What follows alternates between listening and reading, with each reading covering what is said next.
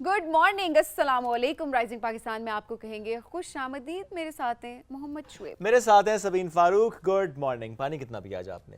अभी तो शुरुआत हुई है, अभी तो नहीं पिया, सच्ची बात बता रही हूँ आपको। अभी नहीं पिया, बट पूरा दिन जो है मैं अपना वाटर इनटेक बहुत अच्छा रखती हूँ। That's very nice. आप भी बताएं जी हमें, हमारे जो व्यूवर्स हैं, कि आपने आज दिन के आगाज़ में पानी पिया है या नहीं। चूँकि हम अक्सर देखते हैं कि जो लोग बहुत कॉन्शियस होते हैं अपनी हेल्थ को लेकर, वो पानी का इस्तेमाल ज़्यादा कर रहे होते हैं। हमें अक्सर डॉक्टर्स भी ये बात करते हैं, हेल्थ एक्सपर्ट्स से बात करते हैं कि पानी का इस्तेमाल आपने ज़्यादा करना है। इसमें आपने हमें ये बताना है कि सुबह उठ के आपने क्या पानी पिया या नहीं पिया। अगर नहीं पिया तो प्लीज़ एक गिलास पानी पिए। पानी पीना बहुत ज़रूरी है। जिस भी एज ब्रैकेट में आप हैं, पानी पिए। हम अक्सर बच्चों को ही गाइड करते हैं, आजकल उनके बच्चों की छुट्टियां भी हैं, उसमें भी अगर बच्चे खेलते कूदते रहेंगे सुबह उठने के बाद और पानी नहीं पिएंगे तो वो हो जाएंगे बीमार। सिर्फ बच्चों की हाइड्रेशन का हमें वाकई बहुत ज़्यादा ख्याल रखने की ज़रूरत है। खुद रखना पड़ता है, वो नहीं रखते ख्याल। नहीं, वही ना, हम अपना ख्याल नहीं रखते तो बच्चों का उस तरह से क्या ही रख पाएंगे। हमें पता ही नहीं होता हमारे बच्चों ने पूरा दिन पानी कितना पिया। अच्छा, बच्चे को प्यास लगी है, पानी मांगेगा तो उसको पानी देंगे, अदरवाइज नहीं। अच्छा, अब ये होता है कि इंडोर ज़्यादा बच्चे रह रहे होते हैं, क्योंकि आउटडोर एक्टिविटीज़ तो शायद ही अब रह गई हैं बच्चों की ज़िंदगी में। जो लोग अभी भी बच्चों को आउटडोर एक्टिविटीज़ की तरफ लेकर जाते हैं, hats off to you, because ये बहुत ज़रूरी है कि अपने बच्चों को आप उनकी फ़िज़िकल हेल्थ पे काम करें। वरना बच्चे हर वक्त घरों के अंदर बंद रहना पसंद करते हैं, आइसोलेट रहना पसंद करते हैं। एट द सेम टाइम उनको बस एक टैब दे दिया जाए, फ़ोन दे दिया जाए, टीवी दे दिया जाए, और इसके अलावा वो किसी चीज़ का इस्तेमाल नहीं कर रहे होते। सो ये जाहिर सी बात है, जब बच्चे की एक्सर्शन नहीं हो रही है, जब पसीना नहीं आ रहा है, बच्चा आउटडोर एक्टिविटी नहीं कोई परफॉर्म कर रहा, तो उसे प्यास कैसे लगेगी? प्यास क्या, भूख नहीं लगती? भूख नहीं लग रही होती। खाना देखिए किस तरह खिला रहे होते हैं बच्चों को। तो ये जाहिर सी बात है, ये एक बड़ा कंसर्न है जो कि शुएब आपने भी रेज किया है। तो आज आपने ये बताना है हमें कि आप कितना पानी पीते हैं, आपको कितनी हाइड्रेशन की ज़रूरत होती है, अपने बच्चों का ख्याल आप किस तरीके से रखते हैं। इस पर तो बात हम करेंगे डिटेल के साथ आगे चलकर। कुछ और मेहमान भी साथ मौजूद होंगे, और आज बहुत ही ज़बरदस्त मेहमान, हमेशा ही ज़बरदस्त होते हैं, लेकिन आज कुछ और ज़बरदस्त मेहमान साथ मौजूद होंगे। कराची से एक बड़े ख़ास मेहमान बुलाया हमने आपसे मिलवाने के लिए, नाम भी नहीं बताऊंगा। जुड़े रहिए हमारे साथ, उनसे मुलाकात के लिए आपको देखना पड़ेगा पूरा का पूरा rising Pakistan. Stay with us, this is rising Pakistan.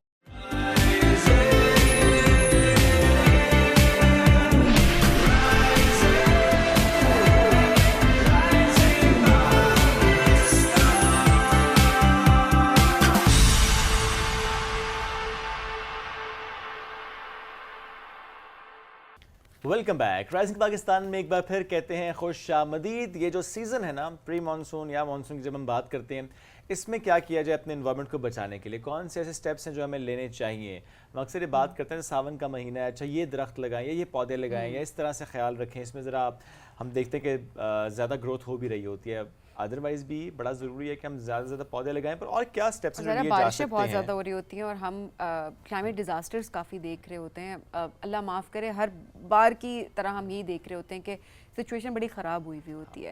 लेकिन ज़ाहिर है उस लिहाज से हर तरह की प्रिकॉशंस ली जा रही होती हैं, हर तरह के इक़दाम किए जा रहे होते हैं जिससे नुकसान को कम से कम किया जा सके। बट ज़ाहिर है जो इन इलाकों के लोग हैं वो काफ़ी ज़्यादा वल्नरेबल होते हैं। सिर्फ मानसून में नहीं, वो थ्रू आउट द ईयर होते हैं, बट मानसून एक ऐसा टाइम होता है जहाँ पर वाकई जो इम्पैक्ट होता है वो लोग बहुत ज़्यादा फेस कर रहे होते हैं। बट शुएब, जिस तरह से आपने बात की कि किस तरह से हम कंट्रीब्यूट कर सकते हैं, कितना पहले काम करने की ज़रूरत होती है सो दैट आप उसके इम्पैक्ट को मिनिमाइज कर सकें। बिल्कुल, या आइंदा आने वाले सालों के लिए हमें क्या तैयारी करनी है, हम इस पर बात भी कर लेते हैं। हमें ज्वाइन कर चुकी हैं माहम फरियाल ख्वाजा, पहले भी शो में आ चुकी हैं। She is doing amazing work, ना सिर्फ एनवायरनमेंट को लेकर बट अदरवाइज भी स्किल्स को लेकर, और जिस तरीके से वो as a very active member of society में कहूँगा कि आगे बढ़ रही हैं। उनसे आपकी मुलाकात है, लेकिन दोबारा आज मुलाकात कराते हैं। अस्सलाम वालेकुम जी, कैसी हैं? वालेकुम सलाम। रूटीन क्या चल रही है आजकल? इन दिनों में मेरा डीपीटी का सेमेस्टर चल रहा है, अभी सेकंड सेमेस्टर स्टार्ट हुआ है, तो फाइनल। और स्टडीज़ के साथ साथ जिस तरह से आप पहले भी काम करती आई हैं, वो स्किल्स पर तो आपने किया सो किया, इन्वायरमेंट पे क्या कर रही हैं अभी? इन दिनों में हम लोग बेसिकली लोगों को मोटिवेट कर रहे हैं कि अभी आपको पता है मानसून का सीज़न चल रहा है। नॉर्मली मानसून का सीज़न 1 मंथ या 30 डेज़ के लिए होता है, लेकिन this year it's like 57 days 2 months. और जब मानसून आता है साथ लैंड स्लाइडिंग आती है, सॉइल इरोजन आती है, और इसको प्रिवेंट करने के लिए स्पेशली फॉरेस्ट एरियाज़ में, जैसे कश्मीर होता है और मानसहरा ऐसी जगहों पर जहाँ पे बहुत ज़्यादा फॉरेस्ट है, वहाँ पे बहुत ज़्यादा लैंडस्लाइड्स होती हैं और इट्स रियली डेंजरस, और सारे पौधे भी मर जाते हैं और because of the soil erosion. तो इसके लिए तो हमारे पास एक सोल्यूशन है कि हम ज़्यादा पौधे लगाएं, क्योंकि जो ट्रीज़ के रूट्स होते हैं उनके पास एक नेचुरल प्रॉपर्टी होती है कि they hold the soil together. और उसकी वजह से लाइक सोइल इरोजन और ये लैंड स्लाइडिंग बहुत कम हो जाती है। तो यही फॉरेस्ट्री का जो इम्पैक्ट है हमारे पास बहुत ज़्यादा है, एनवायरनमेंट पे भी इम्पैक्ट करता है ये, and the weather cooler and oxygen भी ज़्यादा प्रोड्यूस होती है। वैसे भी अभी एयर पोल्यूशन भी बहुत ज़्यादा चल रही है और सोइल इरोजन भी कम हो जाती है, लैंड स्लाइडिंग से लोग बच सकते हैं। तो एग्रीकल्चर क्या नॉर्थ में पौधे ज़्यादा लगाने चाहिए just because of the fact कि चूँकि जिस तरीके से पानी आ रहा होता है, एक फ़्लो होता है, अगर वहाँ पे हम डिफॉरेस्टेशन करते हैं तो ज़्यादा नुकसान होता है, फ्लैश फ्लड्स भी आते हैं।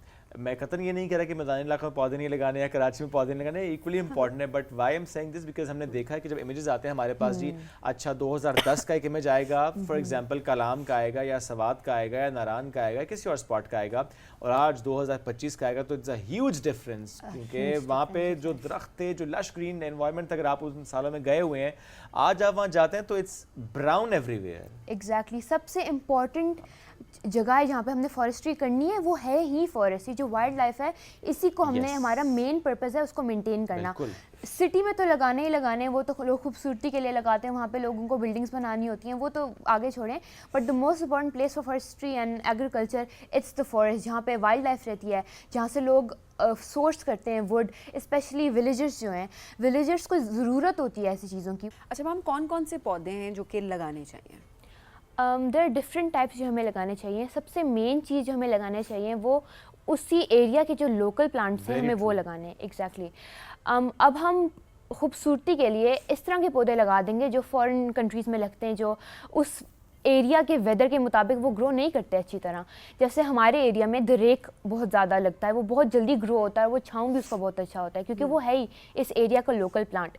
तो सबसे पहले हमें उस एरिया के मुताबिक अपनी थोड़ी रिसर्च करके उस एरिया के मुताबिक के प्लांट्स लगाने चाहिए कि वहाँ पे कौन से प्लांट्स अच्छे ग्रो करते हैं, कौन से पानी दिए बगैर भी सर्वाइव कर सकते हैं, स्पेशली क्योंकि अभी पानी की भी बहुत मसले चल रहे होते हैं।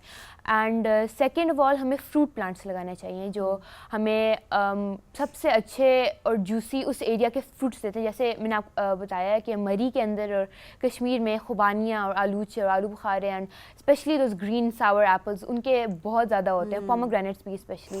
तो फ्रूट प्लांट्स लगाने चाहिए और लोकल जो प्लांट्स होते हैं बहुत इंपॉर्टेंट है कि जिस इलाके का फ्रूट मशहूर है वहाँ पे तो वैसे ही फार्म्स के अलावा भी वही प्लांट्स अगर आप लगाएंगे तो अच्छा ग्रो करते हैं वो। प्लस वो दरख्त लगाना कि जो कि पानी पे ज़्यादा डिपेंडेंट ना हो, वो बहुत इंपॉर्टेंट है। जैसे हम देखते हैं यूकलिप्टस, हमने बहुत ज़्यादा पाकिस्तान में देखा है जो बहुत ज़्यादा पानी चूस लेते हैं। हाँ, उस ज़मीन के लिए तो बहुत अच्छा है वो दरख्त जहाँ पे सेम या थोर है, लेकिन अदरवाइज वो दरख्त कतन अच्छा नहीं है। अच्छा, हमें पानी बहुत चूसता है। हमें ईश्वर देखिए ये वाली अवेयरनेस है भी नहीं ना, क्योंकि वाकई जिस तरह हमने बात की कि हम खूबसूरती के लिहाज से देखें, रंग बिरंगे हो पौधे तो सारे ही खूबसूरत होते हैं नो मैटर व्हाट, लेकिन हम जरा कलर्स पे फोकस कर रहे होते हैं, हमारा गार्डन अच्छा लगे, ये वाला पौधा दे देना, ये हमारे जो देखने में बड़ा प्यारा लग रहा होता है, लेकिन हम उसका फायदा नहीं देख रहे होते। हम ये नहीं देख रहे होते कि वो कितना पानी लेगा, एट द सेम टाइम उसका क्या असर होगा हमारे एनवायरनमेंट पे। तो मेरा ख्याल है ये वाली अवेयरनेस बड़ी इंपॉर्टेंट है। हम सिर्फ शौक तो हमारा होना चाहिए, बट साथ में इन चीज़ों को भी देखना चाहिए। अच्छा, हम ओवरऑल अवेयरनेस के लिए क्या कर सकते हैं? देखिए क्लाइमेट पे बात बहुत ज़्यादा होती है, लेकिन मैंने जिस जगह पे देखा है वहाँ पे हमने सिर्फ प्रॉब्लम पे बात करते हुए देखा है कि ये मसला है, ये मसला है, ये मसला है, हर इलाके का है ओवरऑल पाकिस्तान के कॉन्टेक्स्ट में, because it's a global issue. But हम इंटरनेशनल लेवल पे भी अगर देख रहे होते हैं तो सिर्फ प्रॉब्लम पे बात हो रही होती है, सोल्यूशंस पे बात नहीं हो रही होती है। अवेयरनेस के लिए हम क्या कर सकते हैं कि हम ज़्यादा सेंसिटाइज कर सकें, बता सकें, स्पेशली हमारे बच्चों को बता सकें कि ये कितना इंपॉर्टेंट है कि हम एनवायरनमेंट का ख्याल रखें। अदरवाइज़ ये जो क्लाइमेट चेंज है ये खुदा न खास्ता एक डिज़ास्टर की शक्ल इख्तियार कर सकता है, जो कि ऑलरेडी कर भी रहा है। अवेयरनेस के लिए तो सबसे इम्पॉर्टेंट चीज़ है कि आपको यूथ को इसके अंदर घुसाना है कि आपने अगर यूथ के माइंडसेट में उनको बिठा दिया ना ये बात कि उनको एनवायरनमेंट को बेहतर करने के उनकी रिस्पॉन्सिबिलिटी है, फ्यूचर वो ही हैं फ्यूचर ऑब्वियसली। तो अगर हम उनके माइंडसेट में ये बात बिठा दें कि उन्होंने आगे फॉरेस्ट्री करनी है और प्लांट्स कितने इंपॉर्टेंट हैं और क्लाइमेट चेंज होती क्यों है, कि उसका रीज़न क्यों है। अब उसका रीज़न बेसिकली ये है कि ओजोन जो लेयर है, ओजोन लेयर हमारे ऊपर जो एटमॉस्फेयर का लेयर है वो पूरा डिस्ट्रॉय हो रहा है। अब अभी जैसे इन दिनों में हमें काफ़ी लोग कहते हैं कि सनस्क्रीन लगाने की ज़रूरत नहीं है, तो उस टाइम पे ओजोन लेयर भी तो होता था ना, केवमैन के टाइम पे ओजोन लेयर होता था, उनको क्यों सनस्क्रीन की ज़रूरत है। अभी यूवी रेडिएशन इतनी ज़्यादा है, उससे स्किन कैंसर और पता नहीं क्या क्या आता रहता है। तो हमें हमारा मेन रीज़न है कि हमें ओजोन लेयर को एटलीस्ट थोड़ा सा फिक्स करना है। और वो किस तरह फिक्स होता है, अगर हम ऑक्सीजन का लेवल इंक्रीज़ करते हैं। और ऑक्सीजन लेवल कैसे इंक्रीज़ होता है, प्लांट्स। बस यही है, प्लांट्स हमें लगाने हैं, हमें एग्रीकल्चर करना है, और like we have to make our own gardens और किचन गार्डनिंग करनी है। और जितनी स्पेस आपके पास है उसको आप यूटिलाइज करें। अच्छा, रूफटॉप गार्डनिंग का शुरू इतना जबरदस्त कॉन्सेप्ट है, आप भी कर रहे होते हैं। तो ये रूफटॉप गार्डनिंग, अब तो ये भी नहीं है कि हमारे पास लॉन नहीं है, हमारे पास बड़ा घर नहीं है, क्यारियां लोगों ने इतनी प्यारी प्यारी बनाई हुई होती हैं। आप स्टेयर्स पे आप देख लें, राइट लेफ्ट पे उन्होंने गमले रखे होते हैं। कुछ लोगों के एस्थेटिक्स इतने अच्छे होते हैं कि उन्होंने दीवारों पे, रेलिंग्स पर, किस मुंडेर पर, कहीं कहीं पर रखे होते हैं गमले। टेरेस पे इतना प्यारा काम हुआ होता है, अक्सर देख रहे हो तो बड़ा खूबसूरत भी लग रहा है। एक तो आपका घर प्यारा लग रहा होता है, दूसरा आपकी अपनी सेहत अच्छी होती है क्योंकि आप उस ग्रीनरी के करीब होते हैं। एट द सेम टाइम आप एनवायरनमेंट को भी कंट्रीब्यूट कर रहे हैं एक पॉजिटिव वे में। सो आई थिंक ये बड़ी जरूरी चीज़ है, हर घर में ये हो सकता है। भाई मुझे समझ नहीं आती, प्लांट्स इतने ज्यादा हैं अब तो। जब ये सुस्ती का मसला आपको थोड़ा ज्यादा नहीं लगता कि लोग कहते हैं अच्छा हमने रख दिया, मेंटेन करना पड़ेगा, मेंटेन कैसे करेंगे, अच्छा पानी कौन देगा पौधों को, और ये बहुत सारे कंसर्न्स हमारे अपने माइंड। अच्छा बड़ों के होते हैं तो बच्चे भी क्या कंसर्न ये होता भी। फॉर एग्जांपल आप अगर रहते हैं कहीं पे और आपने फॉर एग्जांपल ईद पे या किसी और छुट्टियों में कहीं जाना है, तो आपको टेंशन होती है कि अच्छा पौधों का ख्याल कौन रखेगा। ये बिल्कुल होता है, ये एक कंसर्न तो जरूर कुछ पौधे जो कि बहुत सेंसिटिव होते हैं, जो कि ऐसे में पड़ोसियों से अच्छे ताल्लुकात हमने तो यही किया है ना। नीचे वाली जो हमारी आंटी है, हम इस बार भी जाते हुए ना कुछ पौधे उनके पास रखवा के हमने कहा इनको पानी देते हैं, क्योंकि वहाँ बहुत डेलिकेट वो पौधे थे। सही, तो देखें ना ये कितनी जरूरी चीज़ है कि आप पड़ोसियों से बना के रखें, वो आपकी हेल्प करें, आप उनकी हेल्प करें। ऑनेस्टली देखिए ये पौधे तो सबको ऑक्सीजन दे रहे हैं ना, वो कौन सा कि अच्छा ये ऑक्सीजन सिर्फ सबीन के लिए बन रही है, ये सिर्फ शुएब के लिए बन रही है, माम के लिए बन रही है। लोगों को अवेयरनेस ये है ना, लोग कहते हैं अच्छा जी टमाटर उगते हैं तो हमें कौन सा देते, तो टमाटर रुक जाएं आपके, हरी मिर्चें उग जाएं, पुदीना धनिया, तो वो थोड़ा थोड़ा थोड़ा करके आप पड़ोसियों को भी दे दिया करें। तो उससे ये होता है ले लेते हैं वैसे आके। अच्छी बात है, अच्छी बात है ना, बांटना चाहिए। मैं तो खुद जाके ले लेता हूँ, ले लेते हैं, मुझे लगा आपके घर लेने दोनों आते केसेस है ना। सो कोई चीज़ अगर मेरे पास नहीं लगी हुई, जैसे मेरे पास एलोवेरा बहुत ज़्यादा लगा हुआ है तो विच इज़ फाइन, कोई मेरे पास आए तो मैं एलोवेरा से देता हूँ कि ऑलरेडी बहुत ज़्यादा है वो। लेकिन अगर मेरे धनिया कभी मुझे लगे कि आज ग्रोथ खत्म हो गया, तो मेरे जो पड़ोसी हैं मैं उनसे कहता हूँ भाई भिजवा दो। अच्छी बात है, गुड। आप लोग भी ऐसे करते हैं? जी ऑब्वियसली, हमारे जो फार्म हाउस है, हमारे पास एक नर्सरी फार्म है, वहाँ पे भी बहुत हमने किचन गार्डन लगाया हुआ है। स्पेशली सीज़न के मुताबिक हमने कैप्सिकम लगाया हुआ है, बेल पेपर्स एंड ये टींडे वगैरह, ये सब कुछ, टमाटर भी लगाए हुए, lemons and chillies, all of this. तो अब जब सीज़न आता है तब तो हमारे पास बेल तो बहुत ज़्यादा है, उस पर फल बहुत ज़्यादा आता है, वेजिटेबल्स बहुत ज़्यादा आती हैं। अब हम वो सारी खा तो नहीं सकते, तो अब हमारे घर के पास हमारी फैमिली भी रहती है, तो हम उन सबको बस दे देते हैं। ऑर्गेनिक सब्जियां जा रही हैं उनके पास। एग्जैक्टली, लेकिन कभी ऐसा टाइम आता है जैसे टींडे और ये जो स्क्वाश वगैरह है, ये बहुत ज़्यादा उगता है। तो एक दो हफ्तों के बाद वो भी तंग आ जाते हैं कि बस हमने बहुत ज़्यादा खा लिया। आप इस कम्युनिटी में लोग ऐड करें ना, हाँ, आप एक ग्रुप बना लें, जिसको टींडे चाहिए वो राब्ता करें, ताज़ा टींडे। मेरी मम्मा को भी बहुत अच्छे लगते हैं। शुएब, अब सारी सब्जियों का मसाला मैंने सीख लिया कि वो तकरीबन एक जैसा ही होता है। तो अब कोई पूछे कि ये पका सकते हैं कोई सब्जी, तो हम कहते हैं जी बिल्कुल पका सकते हैं, कि मसाला तो एक ही है। पर बहुत ज़्यादा भूनना नहीं है टींडों को भी आपने। भूनना नहीं होता, बहुत ज़्यादा नहीं भूनना। अभी तक मैंने टींडे पकाई नहीं है, इसलिए मुझे पता नहीं है। कुकिंग का शौक है, टींडे की फरमाइश नहीं आई ना अभी तक। पसंद कुछ खास नहीं है। मैं ज़्यादा बेकिंग की साइड पे जाती हूँ, मुझे आती है कुकिंग एंड एक वेस्टर्न जो कुकिंग होती है। जी baked टींडे, I mean it could be a dish. Why not? हाँ होता है ऑब्वियसली, रोस्टेड होता है स्क्वाश, क्योंकि टिंडे क्या होता है, स्क्वाश होता है, तो लोग उनको स्क्वाश करके उसका बटरनट स्क्वाश को भी स्पेशली पंपकिन पाइज भी बनाते हैं, कुछ भी हो सकता है। अच्छा, आपको नई नई चीज़ें ट्राई करने का शौक है वहाँ? मुझे आई एम अ फूडी, क्योंकि हमारे जो पेरेंट्स हैं, मेरे बाबा स्पेशली, उनको खाने का बहुत शौक था और हम ट्रैवलिंग बहुत करते होते थे, तो डिफरेंट एरियाज में जाके हम डिफरेंट फूड ट्राई करते थे। तो लाइक आपको शौक है, आप ये रिस्क लेती हैं, मैं नहीं लेती। मेरी बड़ी स्पेसिफिक चीज़ें होती हैं और मुझे वही स्पेसिफिक चीज़ें उसी अंदाज में कहीं भी चली जाऊँ, मैं रिस्क नहीं ले रही होती। और लिटरली अगर मुझे कहीं की कोई चीज़ पसंद नहीं आ रही होती, तो कोई एक चीज़ मुझे पसंद आ जाती है, तो मैं हफ्ते में 7 दिन वो खा सकती हूँ। और मैं सुबह दोपहर शाम मैं लिटरली वो खाती हूँ सुबह दोपहर शाम, बिकॉज मैं रिस्क नहीं ले सकती कि मेरे टेस्ट बड्स खराब नहीं होने चाहिए, कि मुझे कोई चीज़ नहीं पसंद आ रही ना, तो आई कैन नॉट कॉम्प्रोमाइज। बहुत रिलक्टेंट हो रहे होते हैं नई चीज़ ट्राई करने में, हालांकि कभी समहाउ आप ट्राई कर लें और it turn to be a nice experience, तो फिर आप कहते हैं मैंने क्यों ट्राई नहीं किया था। नहीं जैसे भाई मैं- आई डू ट्राई, लेकिन मुझे हाँ। पता नहीं कुछ नहीं, लोग नहीं, होते हैं मैं भी हाँ, ऐसे मुझे ही नहीं हूँ। पसंद आती, होते मुझे नहीं हैं। आती। पिकी ईटर्स होते हैं, उनके स्पेसिफिक ना 10-12 डिशेस हैं, वो यहाँ पे हो या मलेशिया में, उन्होंने कहना मैंने यही खाना है। सो मैं एक छोटा सा वाक्य शेयर करता हूँ। मैं एक दफ़ा कहीं गया तो वहाँ पे मैं ट्राई नहीं कर रहा था डिफरेंट चीज़ें, मुझे था कि नहीं बस मैं पाकिस्तानी गए? खाना ही खाऊँ। मलेशिया में था मैं। अच्छा, okay. सो वही सभी वहाँ पे ये कि वहाँ पे एक सूप था, मुझे अगर नाम शायद मैं उसका सही ना प्रोनाउंस करूँ, टॉम खाओ यांग, पता नहीं इस तरह का डिफरेंट साइड सूप था। हाँ सूप था। वो सूप सी फूड का था। अब उसमें सी फूड तकरीबन सारा ही था। अच्छा, वो देख के थोड़ा सा मुझे मुश्किल लगा क्योंकि मैं सी फूड नहीं खाता, मैं सिर्फ फिश के अलावा बाकी चीज़ें मैं नहीं खाता, मुझसे नहीं खाई जाती। सो एक फ्रेंड मेरा बना था वहाँ पे कोरियन, उसने कहा कि नहीं you must try this food, it's a very healthy one. तो मैंने कहा अच्छा मैं ट्राई करता। उसने कहा इसमें वो जो आप बल्कि जिक्र भी करती होती हैं एक चीज़ का, किमची, वो भी उसमें थी। अच्छा तो अब जब मुझे उसने कहा ना किमची, मैं कहा ट्राई करना चाहिए, kimchi is good for skin, तो ये good for सोच gut के health. तो मैंने कहा मैं कर लेता हूँ। प्रोबायोटिक्स अदरवाइज जो भी तारीफ है उसकी की। फर्मेंटेड होती है ना। हाँ, अब वो हुआ ये कि जब ना सूप डाला तो उसमें ना सी शेल्स भी थे। ओके थे सी फूड पूरा का पूरा था। क्लैम थी ना, क्लैम्स और हाँ, मसल्स सब कुछ ही था ना, मतलब उसमें कुछ चीज छोड़ी नहीं थी उन्होंने। सो मैंने जब एक चम्मच लिया, it was so delicious, literally मैंने उसके बाद कहा भाई मैं क्यों इससे दूर था। फिर मैंने ढेर सारा वो सूप पिया। So it was a very nice experience to try that soup. तो चलें, ये होता है कि कुछ चीज़ें जब आपको हाँ। कोई रिकमेंड कर रहा होता है तो at least you should try. Try मैं भी करती हूँ, बट हाँ कोई चीज़ आपको अच्छी लग जाए तो बस वो अच्छी लग जाती है। तो कभी अच्छी कभी बात। अच्छा लगता है, कभी कभी अच्छा काम लगता है। खराब भी हो जाता है। बिल्कुल ऐसा ही है।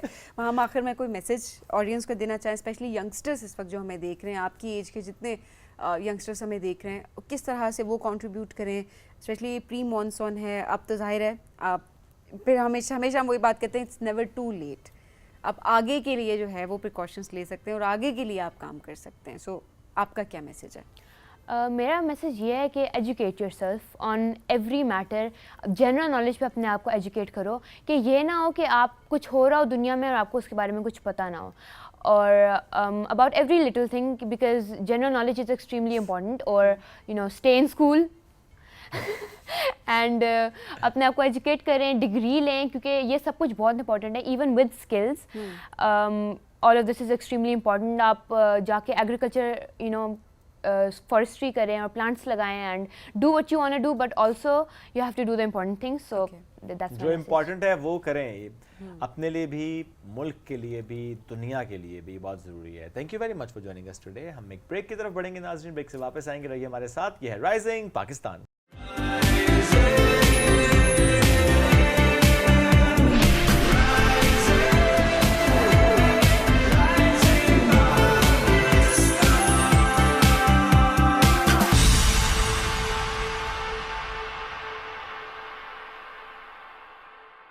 Welcome back. राइजिंग पाकिस्तान में एक बार फिर कहते हैं खुश आमदीद। किसी को वज़न बढ़ाना है, किसी को वज़न घटाना है, कोई सिर्फ कहता है कि मुझे हेल्दी वेट मेंटेन रखना है।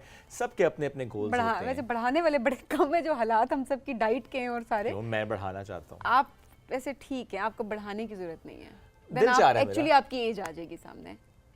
हाँ देखिए, कुछ लोग हम देख रहे होते हैं, वो अगर 30 साल के होते हैं हाँ। और अगर उनका वजन ज्यादा जी जी तो आगे अपनी उम्र से 10 साल ज्यादा लगना शुरू हो मेरा ख्याल जाते है एक हैं। नई टर्म आनी चाहिए, एज शेमिंग, ये body no, that's shaming. Very true. ऐसा होता है, मैं सही बता रही हूँ। एक शख्स जिसका वेट गेन हुआ है और एक शख्स जिसका वेट नॉर्मल है, तो जो जिसका वेट गेन हुआ है वो वाकई बड़ा लगेगा दूसरे से, चाहे दूसरे की ज्यादा अच्छा, आप कहना ये चाह रहे It हैं कि जो happens. मेरी एज है और जो मेरा वजन है वो बिल्कुल बैलेंस है। Balance मैं है। अपनी जो मेरा वेट है वो बता रहे कि अच्छा that's the So right this is age what ना, I'm 20-22 trying to साल। say कि थैंक यू। आपकी एज ज्यादा लगनी शुरू हो जाएगी, तो you should not gain weight. I this won't. Is what I am trying to अब तो बिल्कुल भी नहीं। अब जो मुझे कहते हैं वो मुझे मत कहा करें, यही कह सकता हूँ मैं। फिर ऐप पे आ जाइए। There you go. आपने अच्छा बैलेंस कर लिया, मैंने भी अच्छा कवर कर लिया। लेकिन लेट्स मूव ऑन। अपने अपने गोल्स के साथ जो आगे बढ़ना चाहते हैं वो क्या करें इस मौसम में, स्पेशली मानसून में या मौसम गर्मा में क्या करें। चूँकि हम ये देख भी रहे होते हैं कि इसमें वैसे आपको इतना पसीना आ रहा होता है, और फिर अगर आप एक्सरसाइज करते हैं पसीना ज़्यादा आता है। फिर ऐसे में अपने आप को मेंटेन कैसे आपने रखना है कि ठीक है आपका हेल्दी वेट भी रहे, आप हेल्दी भी रहें, ये ना हो ना कि आप ड्रेन करके बैठ और जाएं। एक्सरसाइज करने का दिल भी नहीं कर रहा होता, वो तो वैसे भी नहीं खाने कर रहा पीने का कोई खास दिल नहीं कर रहा होता, खाने फिर भी पीने का दिल आपका कर रहा होता है। फिर भी आपके मीठे खाने का दिल करता है। Mango dessert, drinks, refreshing drinks, आज मैंने जाके जूसेस। बनानी है। ओके, क्या बनाना तुमने आज? Back to topic. आज मैंने मैंगो डिलाइट बनानी है, ओके तो मैं कल आपके लिए ला सकती डन हूँ। डील डन ठीक है, done. Moving on moving on, बढ़ते हैं जी। और हम यहाँ पे बैठ के मैंगो डिलाइट की बातें करें। अभी मैंगो डिलाइट एक पे बड़ा fitness क्रॉस trainer लगेगा, के सामने। No mango delight. एक फिटनेस ट्रेनर के सामने हम ये सारी बातें कर रहे हैं, खून जल रहा होगा छुप के मेरा ख्याल है खाएंगे ना। उनका। बिल्कुल ठीक है। हाँ। मारिया साहब की मुलाकात कराते हैं। मारिया खान हमारे से मौजूद है। अस्सलाम वालेकुम, कैसी हैं आप? वालेकुम अस्सलाम, thank you so much for having me over, बहुत शुक्रिया। Thank you. मारिया पहले मेरा ख्याल मैंगो डिलाइट पे आ जाते हैं। मैंगो डिलाइट खा सकते हैं, कितनी खा सकते हैं?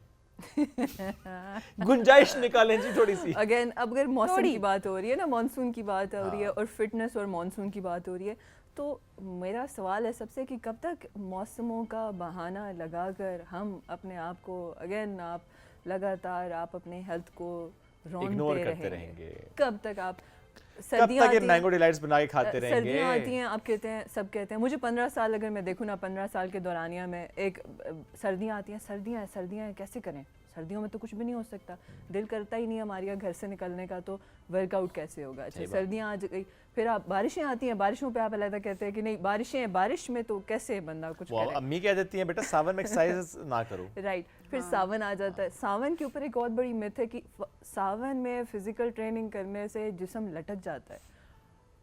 सावन में पता नहीं ये हो जाता है और सावन में वो हो जाता है। मसल सोर हो जाते हैं और बहुत सारे ऐसे जाहिर है थोड़ा सा दिमाग का misconceptions हैं। इस्तेमाल करते हैं और देखते हैं कि सावन में मेरे इर्द गिर्द क्या हुआ है। हीट बढ़ी है थोड़ी सी और पानी में हवा में पानी का मॉइस्चर थोड़ा बढ़ा है, यही हुआ है। तो अगर मैं इसको देखूं तो स्टीम थोड़ा सा सिनेरियो है। अब स्टीम सिनेरियो, थोड़ा सा हीट सिनेरियो, इससे आपका मतलब क्या, कैसे, मतलब मुझे make sense out of it. बल्कि आई थिंक वो तो आपका मसल ज्यादा खुल के खेलते हैं। एग्जैक्टली तो make sense out of it कि माहौल में हुआ सिर्फ ये है कि हीट बढ़ी है और पानी के जो मॉलिक्यूल्स हैं वो बढ़े हैं हवा में। और अगर फिटनेस की अगर हम बात करें तो बात सिर्फ ये ना कि लेट्स से कोई एक इंसान है, उसने 40-50 साल कोई फिजिकल एक्टिविटी नहीं की, कुछ नहीं किया, उसे पता भी नहीं है वॉक के अलावा कि क्या चीज़ होती है फिजिकल ट्रेनिंग। और अगर जब वो उससे नहीं शुरू हो रही तो उसके लिए बेस्ट ये होता है कि अगर आप मेरे से बात करें या आप किसी भी एक्सपर्ट से बात करें तो आप ना स्टीम या सोना से ना एक हफ़्ता ना स्टीम सोना लें जाके, ताकि आपके जिस्म को थोड़ा सा ना उसको पसीने का अखराज, आपके स्वेट ग्लैंड्स जो हैं एक्टिवेट हो जाएं। तो हफ्ता जाके आप किसी भी अच्छे हेल्थ क्लब को ज्वाइन करें और वहाँ पे जाके स्टीम सोना करें ताकि आपकी बॉडी इस फ्लो में आए कि पसीना क्रिएट करने, जनरेट करने की। तो वो स्टीम सोना वाला माहौल अभी नेचुरली बना हुआ है। तो कमिंग बैक टू जो आपने अभी बात की कि ये तो बहुत अच्छा टाइम है कि आपका जिस्म अच्छे से खुलकर आप खेल सकते हैं, आपके पोर्स ओपन है। हाँ, मगर अब देखें पोर्स ओपन हो रहे हैं, आप पसीने का अखराज होगा, आपके बॉडी से टॉक्सिन्स निकलेंगे। तो खाना पीना अपना अच्छा रखें। अभी बात हो रही थी खाने की, तो सावन में खाने की बात अगर करें, गर्मी है तो गर्मी में चॉइस फिर आप क्या कर रहे हैं, कुछ और खाने का दिल नहीं करता। मैं अभी देख रही हूँ आजकल आइसक्रीम खा रहे हैं आप बड़ी ज़्यादा रोज़। तो वो सिर्फ उसका टेम्परेचर ठंडा है, तासीर उसकी सारी गर्म है। अच्छा, आपकी हीट वो बढ़ाती जा रही है, शुगर है बढ़ाती जा रही है, शुगर है और फैट है और क्या है, व्हाट इज़ आइसक्रीम। तो अगेन बात सारी है कि सारे मौसम आते हैं, मौसम जाते हैं, साल आते हैं, साल चले जाते हैं और हम यहाँ बैठ के वही बात कर रहे होते हैं। आपका आई वॉन्ट कि टू मैं आपको इनवाइट करती हूँ कि आप थोड़ा सा इससे ना इन सारी चीज़ों से ऊपर आके देखें कि ये मेरा जिस्म है, ये मेरी सेहत है और मुझे इससे, इसी जिस्म के और इसी सेहत से मैं अपने आप को, मेरे जो भी गोल्स हैं, आपके फाइनेंशियल गोल्स हैं, आपके प्रोफेशनल गोल्स हैं, आपके फैमिली के गोल्स हैं, जो भी गोल्स हैं, ये जिस्म ही आपको अखज़ करके देगा, और कोई चीज़ नहीं है जो आपको अखज़ कराएगी। तो थोड़ा सा इन सारी चीज़ों से ऊपर आके देखें। बहाना है एक छोटा, कभी सर्दी बहाना है, कभी बारिश बहाना है, अच्छा, कभी मानसून बहाना है। हाँ, अब हमारे लिए वेट लूज करना गर्मियों में ज़्यादा आसान होता है या सर्दियों में? या it depends on your training it depends on so many things. ठीक है, कोई भी अगर आपको कहना खाली न्यूट्रिशन पे काम करके, अच्छी हेल्दी न्यूट्रिशन बहुत ज़रूरी है, 80% काम न्यूट्रिशन से होगा, ठीक है, मगर सिर्फ एक अकेले न्यूट्रिशन कुछ नहीं करेगी, उसके अंदर आपको फिज़िकल ट्रेनिंग भी ऐड करनी पड़ेगी। अब खाली न्यूट्रिशन और खाली फिज़िकल ट्रेनिंग भी कुछ नहीं करेगी जब तक आप आपकी 8 घंटे की कम से कम नींद पूरी नहीं होगी। 3 चीज़ें हो गई। राइट, अगर आपकी 3 घंटे की नींद पूरी नहीं है, अब ये तीनों भी अकेले कुछ नहीं करेंगी जब तक आप अपने स्ट्रेस, एंजाइटी और इन सारे फैक्टर्स को, अपने लाइफस्टाइल को मैनेज नहीं करेंगे। आप अपने मेंटल डेवलपमेंट, शादीशुदा लोग साइकोलॉजिकल, नहीं कर सकते वजन कम या ज़्यादा। शादीशुदा लोग जो है ना, सबसे पहले अगर फिटनेस को इस तरह देखें कि मैंने अपनी साइकोलॉजिकल और इमोशनल फिटनेस एनहांस करनी है, ताकि मैं अच्छे तरीके से अपनी शादी लेके चलूं। अपनी शादी को लेके चलूं सीरियसली। अगर मेरे पास एक बहुत बड़ा तबका ये मैरिड कपल्स का है कि मर्द हजरात अलहदा से, उनके अपने मसाइल हैं, ख़वातीन के अपने मसाइल हैं, और फिर उनके बच्चे भी मेरे पास ही एडमिट हैं और बच्चों की भी अपने मसाइल हैं, और सिर्फ प्रॉब्लम ये आ रहा है कि साइकोलॉजिकली एक दूसरे की, एक होती है ना फिज़िकली अपने आप को ट्रेन करना, अपने इमोशंस को ट्रेन करना, साइकोलॉजिकली अपने आप को ट्रेन करना। थोड़ा सा इस तरह सोचें, अगर हम सब तो बहुत ज़बरदस्त जन्नत इधर ही है, यहाँ पे इसी दुनिया में मौजूद है, मगर आप अपने आप को इमोशनली, साइकोलॉजिकली, फिज़िकली ट्रेन करेंगे। मॉनसून में हो क्या रहा है, कुछ भी नहीं हो रहा। थोड़ा कॉमन सेंस का अगर हम इस्तेमाल करें, टेम्परेचर बढ़ रहा है और मॉइस्चर बढ़ रहा है। और अगर मैं आपको साइंटिफिकली बताऊं, आपने कभी ज़िंदगी में 40, 50, 60s में चले गए, आपने कोई ज़िंदगी में कोई वर्कआउट नहीं किया, तो आई वुड सजेस्ट कि आप जाकर किसी भी अच्छे क्लब में स्टीम, सोना, 15-20 मिनट स्टीम में बैठें, 15-20 मिनट सोना से बैठें, आपका जिस्म रेगुलेट हो, हीट क्रिएट करना और स्वेट को रेगुलेट करना। तो इन सारी चीज़ों का ख्याल करना बहुत अहम है। अच्छा, 4 चीज़ें हमने की थी, उसके बाद इन सारी चीज़ों से भी कुछ नहीं होगा। पानी आप पीते नहीं हैं, अगर लेट्स से सही बात आप है। पानी नहीं पीते, आप 1 गिलास पानी पीते हैं और आप कहते हैं कि मैंने ये 4 चीज़ों का ख्याल रखा है, तभी कुछ नहीं होने लगा। सो इन सारी चीज़ों का ख्याल रखना है। और साइकोलॉजिकल डेवलपमेंट सबसे अहम है। अगर हम देखें, यानी कोई स्ट्रेस, एंजाइटी पे अगर आप काम नहीं कर रहे, स्ट्रेस एंजाइटी एक बहुत बड़ा अलमी है। स्ट्रेस एंजाइटी के ऊपर अगर रीसेंट हमारे सामने अगर हम देखें, नॉर्मल इसकी स्टडी करूं मैं, तो दुनिया में जो स्ट्रेस एंजाइटी अगर आपने अनएड्रेस छोड़ दिया है, तो कार्डियोवैस्कुलर डिजीजेस के बाद जो दुनिया का सबसे बड़ा, it kills you, it is actually the third, दुनिया में जो तीसरे नंबर पे जो सबसे ज़्यादा अमवात होती हैं वो सुसाइड की वजह से होती हैं। कि आपका अनट्रीटेड मेंटल हेल्थ इतना ख़राब हो गया है कि अब आपने फ़ैसला ये किया है कि मैंने मार देना है अपने आप को। ये तीसरी मेजर वजह है डेथ्स की। और तो फिर आपकी मेंटल हेल्थ वहाँ तक पहुँच जाती है। तो it's not about, fitness is not about कि मैंने बस सोना दिखना है। इट्स नॉट कि मैं बस फिज़िकली सोना हूँ। आपका अगर हम 2 जगह पे ज़िंदगी गुजारते हैं, साइकोलॉजिकली और इमोशनली, आपका मेंटल होम और आपका इमोशनल होम। अगर यहाँ पे मेस है और यहाँ पे मेस है, आपकी कितनी भी कोई ज़बरदस्त बॉडी हो जाए, माइंड, बॉडी एंड सोल का कनेक्शन नहीं है, अलाइंड नहीं है, तब तक आप कैसे जिएंगे? एग्जैक्टली। तो थोड़ा सा इन चीज़ों को इस तरीके से देखें, वरना अभी मॉनसून है, फिर बारिशें आ जाएंगी, फिर सर्दियाँ आ जाएंगी और हम वहीं पे खड़े होंगे। आते रहेंगे, बात आपकी दुरुस्त है। और ये बहाने बढ़ते रहेंगे, हाँ, और बाकी बहाने करते हैं सबीन। हम सर्दियों में हम खुद बहाने करते हैं, नहीं सर्दियों में जरा मुश्किल है, ठंड है, जिसम सर्द गर्म हो जाता है तो नहीं करते। गर्मियों में पसीना आएगा जी, गर्मी बहुत ज़्यादा है, एसी में जाके बैठेंगे फिर मसला हो जाएगा। हाँ सही बात है। अच्छा, कुछ एसी में वर्कआउट करते हैं लोग? हाँ करते हैं। एंड कॉन्फिडेंस के ऊपर सबसे बड़ा जो अटैक आता है आपके कॉन्फिडेंस पे आता है। ठीक है, आप सोचेंगे कि मैं सर्दियाँ आएंगी और लेयर्स चढ़ा के मैंने छुपा तो देना सारा कुछ, मगर अंदर असलियत का कपड़ों से नीचे आपको पता है। तो जितना ज़्यादा अगर आप अपनी बॉडी में अगर आप अपनी बॉडी में कॉन्फिडेंट नहीं फील करते, आप कॉन्फिडेंट नहीं है, मैं अगर अंदरूनी तौर पे इन कपड़ों के नीचे अगर मैं कॉन्फिडेंट नहीं हूँ, तो वो मेरी बात करने में नज़र आएगा, वो मेरे एक्सप्रेशन में नज़र आएगा कि मैं कॉन्फिडेंट नहीं हूँ। तो इसी वजह से बहुत से लोग एक लगातार एक अलमिया के ऊपर अलमिया और प्रॉब्लम्स का शिकार होते जा रहे हैं। तो अगेन अभी जो एक रीसेंट जो लेटेस्ट स्टडी आई है, तो मेंटल हेल्थ की हमने बात की, हमने ट्रॉमास की बात की, हमने अगर उसको आप एड्रेस नहीं करते तो वो आपको सुसाइड तक ले जाता है। और दुनिया में तीसरी वजह डेथ्स की सुसाइड्स है। अच्छा, अभी जो लेटेस्ट स्टडी है उसके मुताबिक आपके जितना भी ट्रॉमेटिक आपके ऊपर एक्सपीरियंस हुआ है, जो भी ट्रॉमा, जो भी आपने प्रॉब्लम ज़िंदगी में आपने फेस किए, फिज़िकल ट्रेनिंग से, अपने आप को फिज़िकली बिल्ड करने से आप हर किस्म के ट्रॉमेटिक एक्सपीरियंस को अंडू कर सकते हैं। तो psychological wellness, emotional wellness, physical wellness और ये बड़ी ज़रूरी है। अच्छा मारिया, जो लोग कहते हैं कि वाटर वेट जो है, कुछ कहना चाह रही थी। Yes, yes, yes, absolutely. Water weight जो है उसको गर्मी में बहुत ज़्यादा लोग काउंट कर रहे थे। लोग कहते हैं हमारी कैलोरी इनटेक शायद नहीं है, लेकिन हमारा जो वज़न जो स्केल है उस पे इसलिए ज़्यादा रहे, हमारा पेट इसलिए ज़्यादा लग रहा है क्योंकि हम पानी बहुत ज़्यादा पी रहे हैं। गर्मियों में एक ये चीज़ भी बहुत ज़्यादा होती है। सो वो वाकई क्या पानी की वजह से पेट आपका निकला होता है या स्केल पे नंबर ज़्यादा शो हो रहा होता है जी गर्मियों पेट में? या वैसे नहीं निकलता पानी से, नहीं, बहुत ज़्यादा पानी खा पी के पीने जो से फैट होता की है। लेयर चढ़ती है ना, फैट की लेयर। नहीं, बहुत ज़्यादा Yes. पानी पीने तो पेट निकलता है ना। ओवरऑल बॉडी और वेट फिर आपकी overall- फिजिकल कोई एक्सरसाइज आपकी नहीं है बिल्कुल भी ओके, ना। सो Sweating फिजिकल तो हो नहीं एक्सरसाइज नहीं है और वाटर वेट जो है, वाटर वेट अगर for Try to example make sense. I tried my best.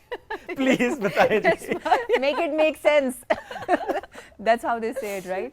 और नहीं, ये बात सबीन ने जो की है यही होता है। लोग ये again one बहाने। of एक another मेरी excuse है, another excuse है, मैंने पानी पी लिया है तो आपने फिर यूरिन भी तो किया है ना।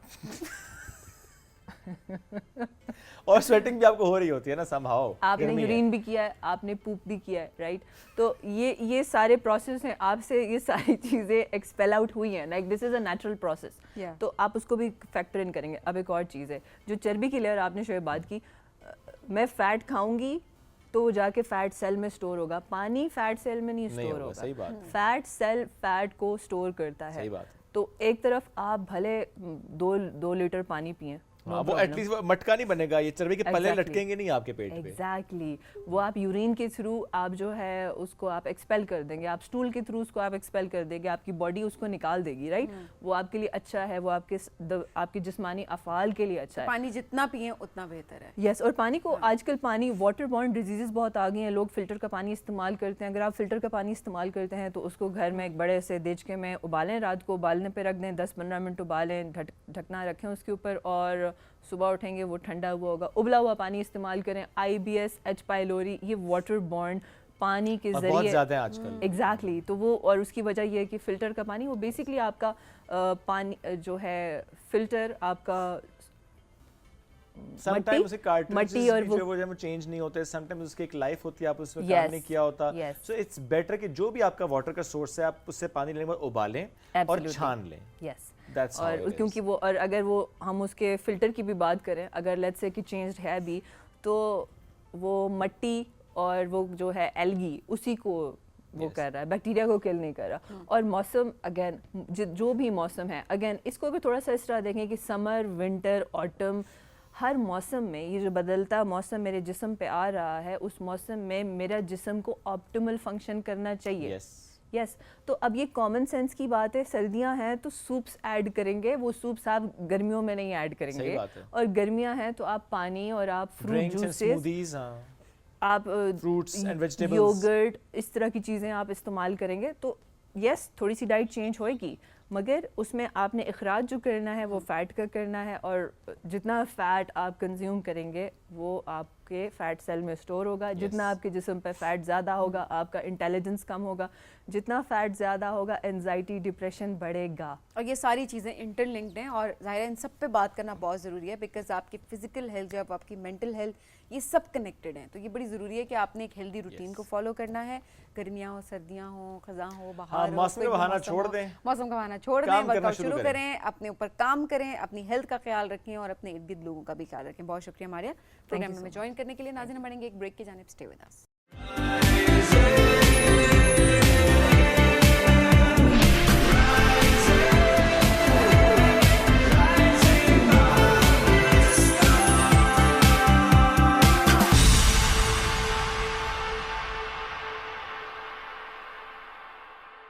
Welcome back. राइजिंग पाकिस्तान में एक बार फिर कहते हैं खुश आमदीद। जिस मेहमान ने हमें ज्वाइन किया है उनका वसी तजुर्बा है, टेलीविज़न के साथ भी, रेडियो के साथ भी, कैमरे के साथ मैं यूँ कह देता हूँ, चूँकि रेडियो भी किया कई साल उन्होंने, मुख्तलिफ ज़बानों में महारत भी है उनकी, टेलीविज़न भी वो कर रहे हैं, प्रोग्राम्स कर रहे हैं, पॉडकास्ट भी कर रहे हैं, इवेंट्स भी होस्ट कर रहे होते हैं, आर्टिस्ट भी हैं और कम्युनिकेशन ट्रेनर भी हैं, एंड व्हाट नॉट। एंड आपने जो हम ब्रेक में बात कर रहे थे वो बड़ी सीरियस सी पर्सनालिटी हमें, ये मैं अभी पूछूंगा। फर्स्ट इंप्रेशन ये है, कुछ लोगों का इंप्रेशन सही होता है, कुछ लोगों का इंप्रेशन गलत होता है। I don't know if he is serious or not, but he seems to be very very serious. Altaf Hussain Soomro साहब ने हमें ज्वाइन किया, उनको वेलकम करते हैं। अस्सलाम वालेकुम जी, कैसे हैं आप? वालेकुम अस्सलाम शोएब, बहुत शुक्रिया आपका। Sabeen, thank you so much. Thank you. तो वही सवाल जो ब्रेक में हमने किया था, अब ज़रा ऑन एयर कर लेते हैं आपसे, इतनी संजीदगी क्यों है मिजाज में? शाइस्तगी और संजीदगी में एक अंतर होता है, हिंदी में जिसे कहते हैं फ़र्क होता है। तो शाइस्ता और शुस्ता थोड़ा और होता है, संजीदा या उदास होना कुछ और नहीं नहीं, होता उदास नहीं है। लेकिन आप संजीदा हैं। है। चलें, आप थोड़ा सा हंसा दें, आज के दिन मेरा भी बेहतर हो नहीं, जाएगा। हम मतलब आप तो राइजिंग पाकिस्तान को जाहिर है पाकिस्तान को जगाते हैं, हंसाते हैं और उनका दिन अच्छा बनाते नहीं, हैं। हम जगाते हैं और खुश करते हैं, नजाते नहीं है, जोकर नहीं है। No offence. अच्छा अल्ताफ साहब, अपनी जर्नी के बारे में थोड़ा सा हमें बताएं। ज़ाहिर है लोग ऑलरेडी जानते भी हैं, आपके काम को भी देखते हैं, माशाल्लाह एक वसी तजुर्बा आपका है थ्रू आउट। अब क्या टीवी टेलीविज़न में मज़ा आया ज़्यादा, रेडियो में काम करने का ज़्यादा मज़ा आया, या as a voice over artist? देखिए, एक जो फ़नकार होता है या आर्टिस्ट होता है जिसका ताल्लुक़ परफॉर्मिंग आर्ट से होता है, वॉइस ओवर्स भी बेसिकली वॉइस एक्टिंग होती है। उसमें आप जो 9 इमोशंस होते हैं जिन्हें नवरसा कहते हैं एक्टिंग के अंदर, वो सारे इन्वॉल्व होते हैं।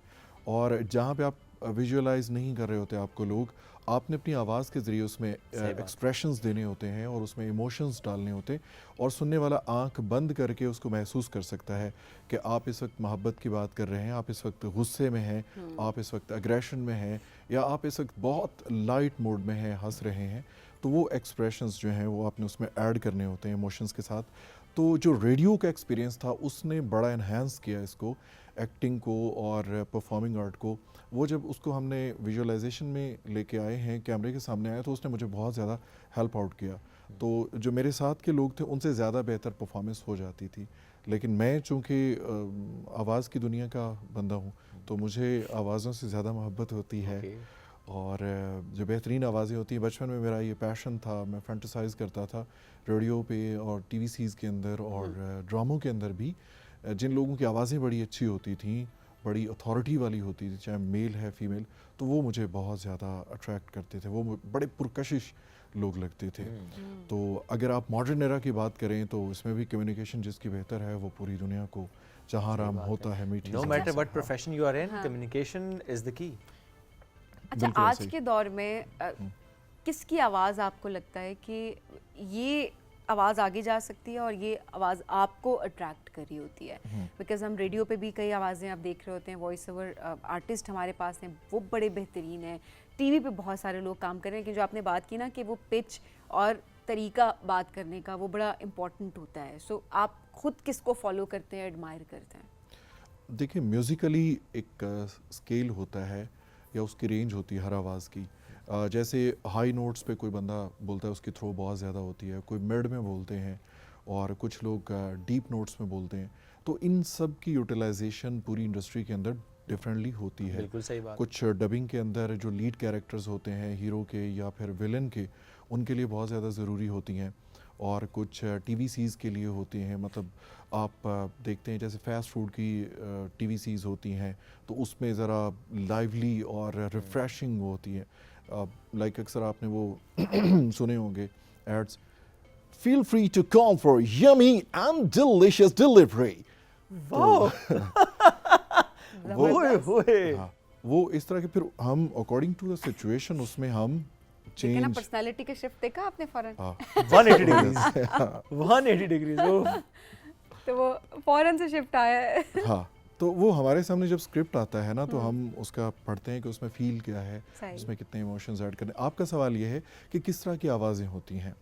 तो जैसे एक कहानी होती है ना, कहानी के मुख्तलिफ किरदार होते हैं, तो हम ये नहीं कह सकते कि हीरो और हीरोइन के ऊपर कहानी है। उसमें बहुत सारे किरदार होते हैं, बहुत सारे मंजर होते हैं।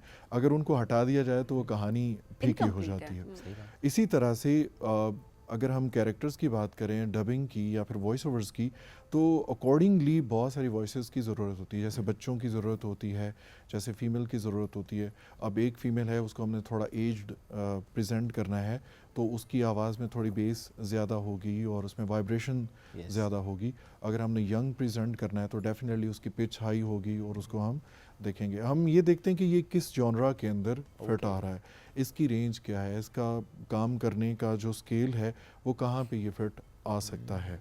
तो इस तरह से इसको हम आप वैसे हर एज ब्रैकेट की आवाज़ निकाल लेते हैं? ऑलमोस्ट जब हमें ज़रूरत पड़ती है तो ओके हाँ बिल्कुल मेरे प्यारे बच्चे। एक बच्चे की आवाज़ अगर निकाली। बच्चे की आवाज़ में पहले देखना पड़ेगा कि वो बच्चा कौन है।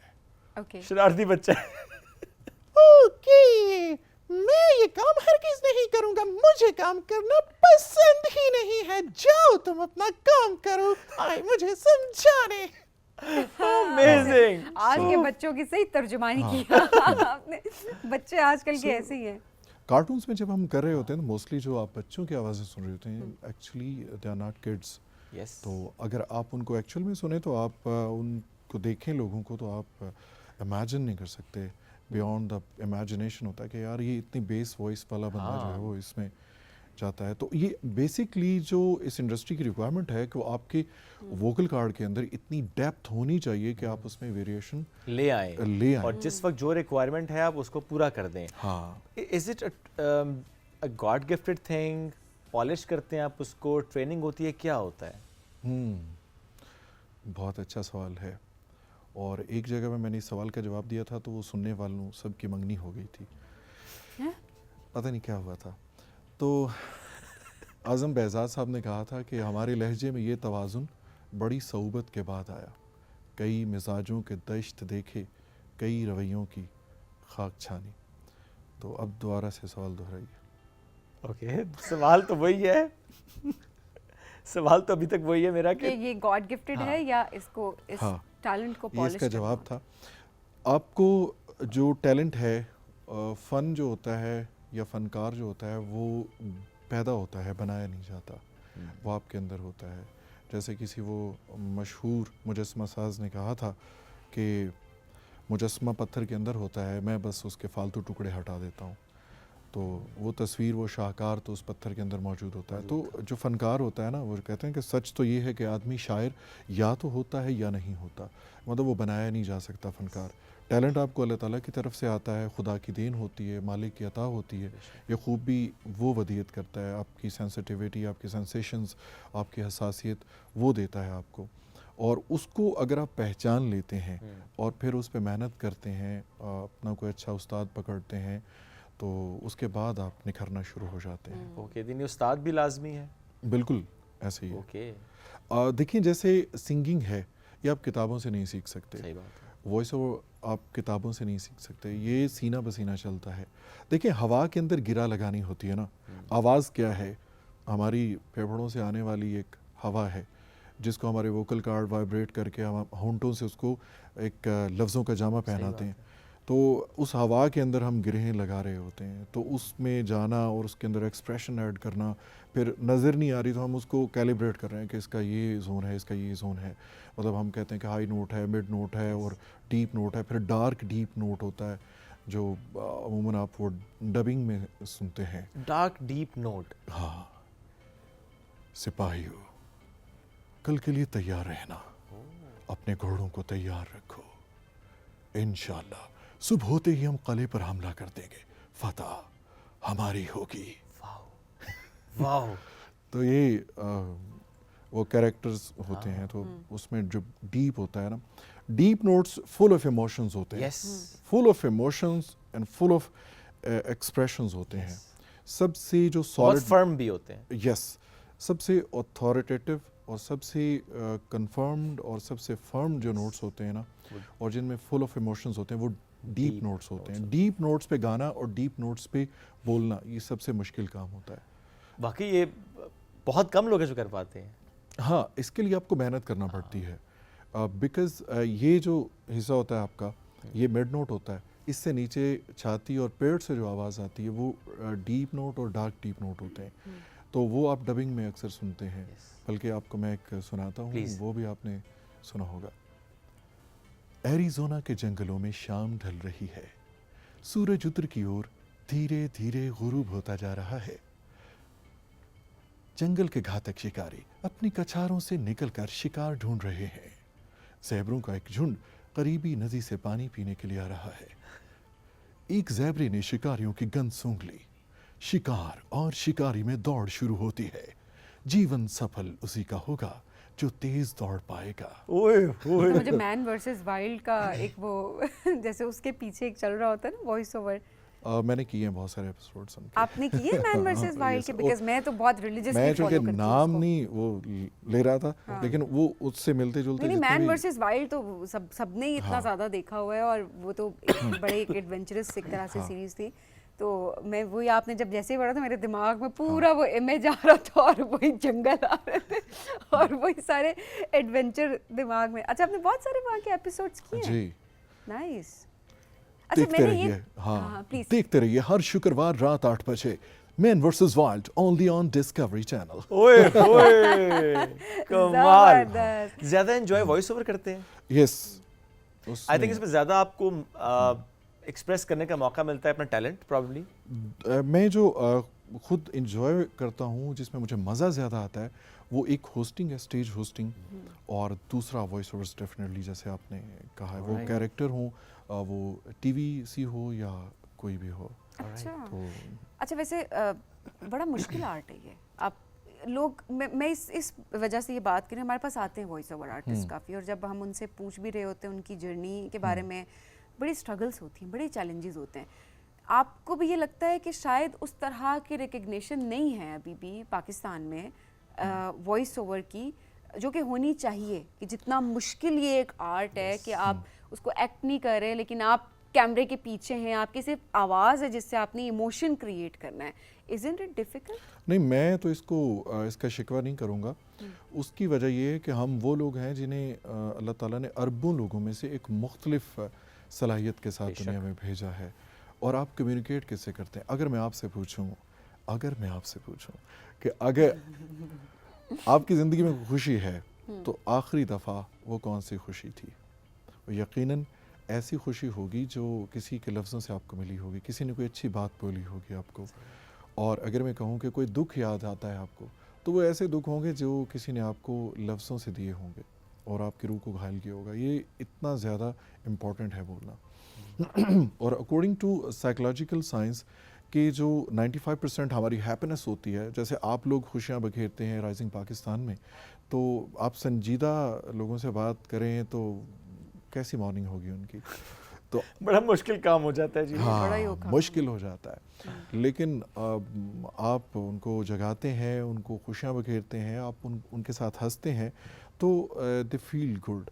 इसी तरह से मतलब आवाज़ और आपके लफ्ज़ जो हैं वो इतने ज़्यादा इम्पॉर्टेंट होते हैं। और दूसरी बात आपने कही कि रिकग्निशन, आप बाहर क्यारियों में फूल खिले हुए थे, फूल ने खिलना है और उसने खुशबू देनी है, उसको इस बात से कोई गर्ज नहीं है कि उसको कोई रिकग्नाइज कर रहा है या नहीं कर रहा, वो रिकग्नाइज्ड है ऑलरेडी। वाह, amazing thought, I must say that.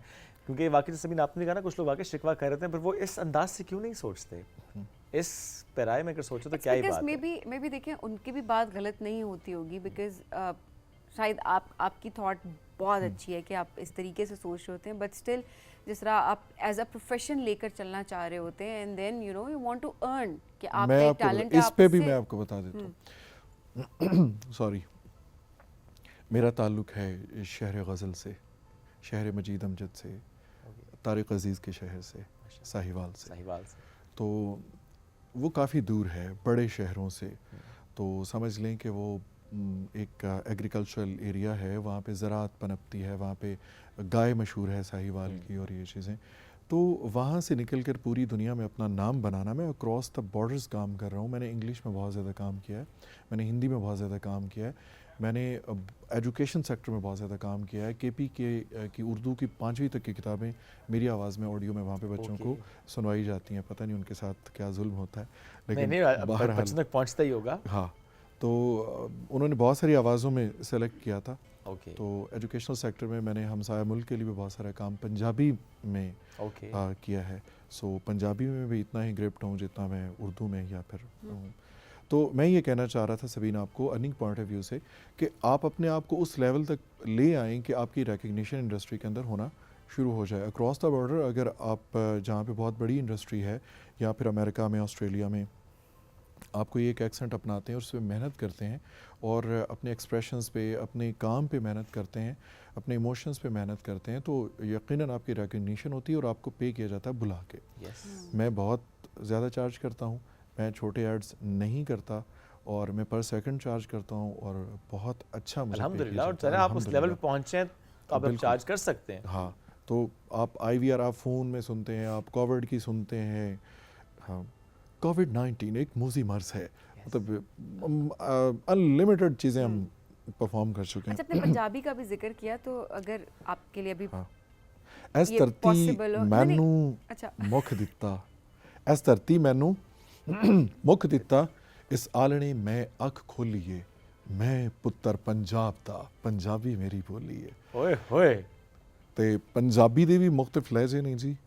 Majha Malwa Doaba ਬਹੁਤੀ ਹੈ, ਚੰਗੋਚੀ ਹੈ, ਚਟਕੀ ਹੈ, ਜਾਂਗਲੀ ਹੈ, ਸਰਾਈਕੀ ਹੈ। ਤੇ ਜਿੱਦਾਂ ਦਾ ਫਿਰ ਕੋਈ ਕੈਰੈਕਟਰ ਹੁੰਦਾ ਹੈ ਜਿੱਥੇ ਪਰਫਾਰਮੈਂਸ ਜਿੱਦਾਂ ਦੀ ਦੇਣੀ ਹੁੰਦੀ ਉੱਦਾਂ ਦਾ ਲਹਿਜਾ ਅਸੀਂ ਓਏ ਫਿਰ ਹੋਏ ਅਡਾਪਟ ਕਰ ਲੈਂਦੇ ਆ। ਤਾਂ ਸਾਨੂੰ ਪੰਜਾਬੀ ਤਾਂ ਸਾਡੀ ਮਾਂ ਬੋਲੀ ਆ, ਤਾਂ ਸਾਡੇ ਵਾਸਤੇ ਉਹਦੇ ਵਿੱਚ ਤਾਂ ਕੋਈ ਮੁਸ਼ਕਿਲ ਹਾਂ, ਗੱਲ ਹੀ ਨਹੀਂ। ਰੋਕ ਟੋਕ ਹੀ ਨਹੀਂ ਹੈ। ਆਹੋ।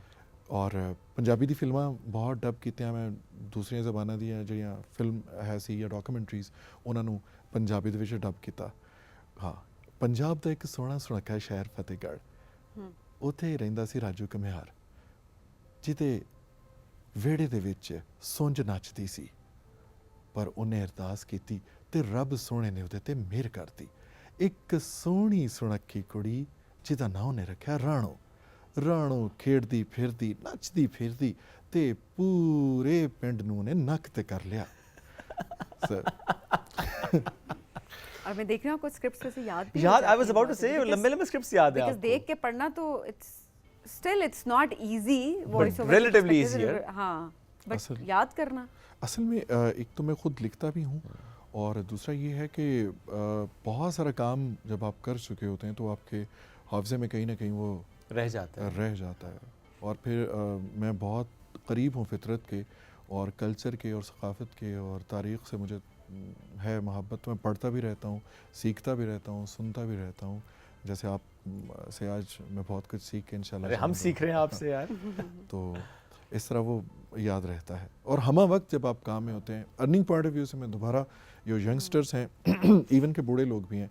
अच्छा, एक और बात मैं सबीन आपको बताऊं, आपके सवाल का जवाब है क्योंकि स्पेसिफिक आपने किया, इसकी एज कोई नहीं होती, फ़नकार की कोई एज नहीं होती। जो ये समझता है कि मैं अब बूढ़ा हो रहा हूँ तो वो फ़नकार नहीं है, क्योंकि with the passage of day जो आर्टिस्ट होता है उसकी वैल्यू इन्हांस होती है, उसकी कीमत भी बढ़ती है और उसकी शोहरत भी ज़्यादा होती है। और ख़ास तौर पर जो आवाज़ की दुनिया से जुड़े हुए लोग हैं, जो वॉइस इंडस्ट्री के लोग हैं, हर गुज़रते हुए दिन के साथ उनकी वैल्यू ज़्यादा होती जाती है, क्योंकि वो अपने काम में ज़्यादा फर्म, मंच ज़्यादा जाते ग्रिप और एक्सपीरियंस्ड होते जाते हैं।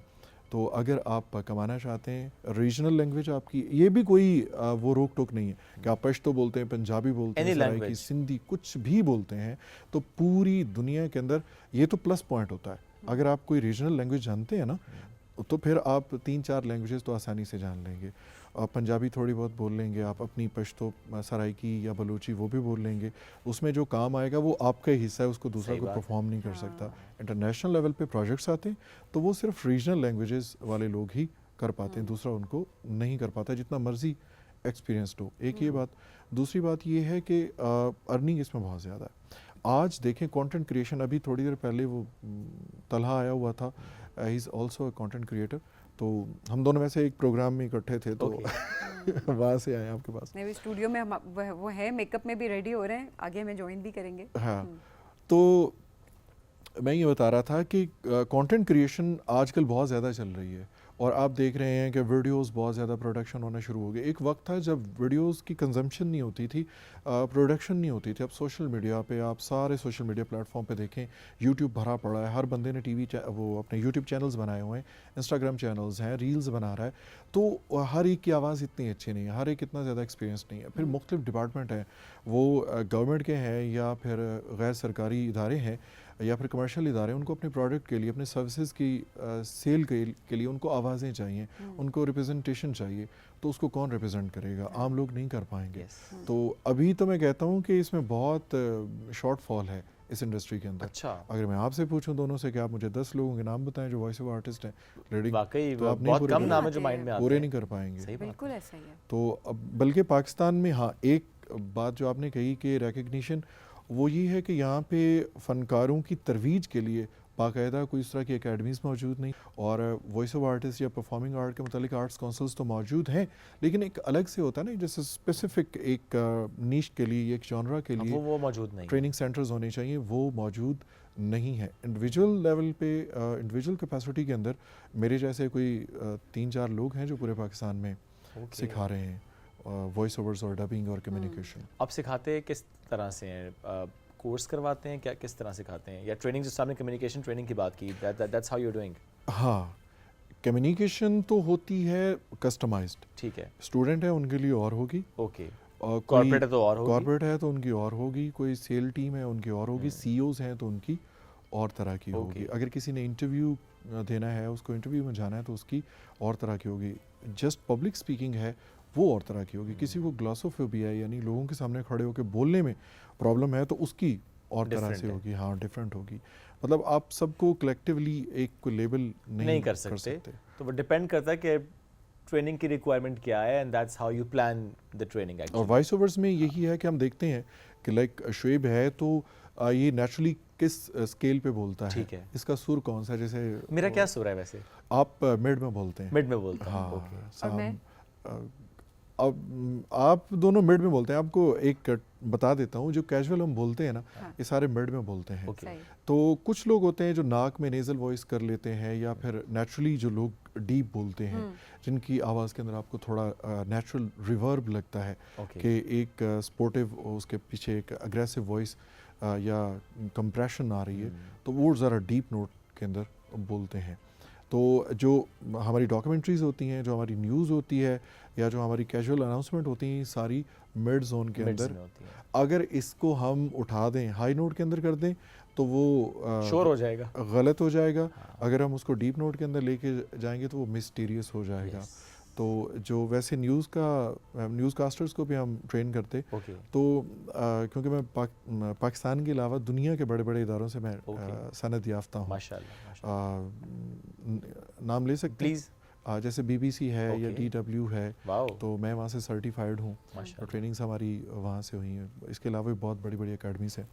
तो उनको हम बताते हैं जो एस्थेटिक्स होते हैं या जो एथिकल वैल्यूज़ होते हैं ब्रॉडकास्टिंग की, वो हम बताते हैं कि न्यूज़ इस स्केल के अंदर होनी चाहिए, जो ब्रेकिंग न्यूज़ है वो इसमें होनी चाहिए, और जो सैड न्यूज़ आ गई है तो उसके लिए स्केल चेंज होता है? नहीं, मिड ही रहेगा। हाँ, और दूसरी ये होता है कि आप इमोशंस ऐड नहीं करते न्यूज़ के अंदर। I was about to say this कि no matter what you are like a doctor, आपने सिर्फ इलाज ही करना है, आप बाइस्ड नहीं हो सकते, ठीक है? आपके लिए खबर है वो सिर्फ खबर ही है, आपने लोगों को बताना है। हाँ, अर्नब गोस्वामी की ट्रेनिंग क्यों नहीं करके आते आप? किसकी? अर्नब गोस्वामी की। वो राहत इंदौरी साहब हैं, जी शायर थे, तो इंदौर से वो एक मुशायरे में थे, तो सामने एक बंदा बैठा उन पे होर्डिंग कर रहा था, उनको आवाज़ें कस रहा था, तो वो बार बार उनको उसने कोई चीज़ मारी तो वो रुक गए। उन्होंने कहा, देखो मियाँ, वहाँ से यहाँ तक आते हुए मुझे 40 साल लगे हैं, 40 साल, और अब मैं एक लम्हे में यहाँ से उतर के वहाँ नहीं जा सकता। आपने अच्छा जवाब दिया उस सवाल का भी कि एक लम्हे में यहाँ से वहाँ नहीं जा सकते। अल्ताफ साहब, थैंक यू, प्लीज़। और गालिब साहब ने कहा था ना कि वो उनकी किताब के जवाब में लोगों ने बड़े कोई अजीब व गरीब चीज़ें कही, तो किसी ने कहा कि आप इनका काते बुरहान क्यों नहीं लिखते, यानी कि इनके जवाब में कोई कुछ क्यों नहीं कहते। तो उन्होंने कहा कि देखो मियाँ, अगर कोई गधा तुम्हारे लात मारे तो तुम उसका क्या जवाब दोगे? आपने अभी भी अच्छा जवाब दिया है। हाँ। अल्ताफ साहब, thank you very much for joining us today, it was lovely having you. हाँ, वो इंप्रेशन संजीदा वाला था ज़रूर, लेकिन नहीं इतनी संजीदगी नहीं है, शाइस्तगी है। Thank you once again for joining us today. हम बढ़ेंगे ब्रेक के जाने, ब्रेक से वापस आएंगे, रहिए हमारे साथ। ये है rising Pakistan.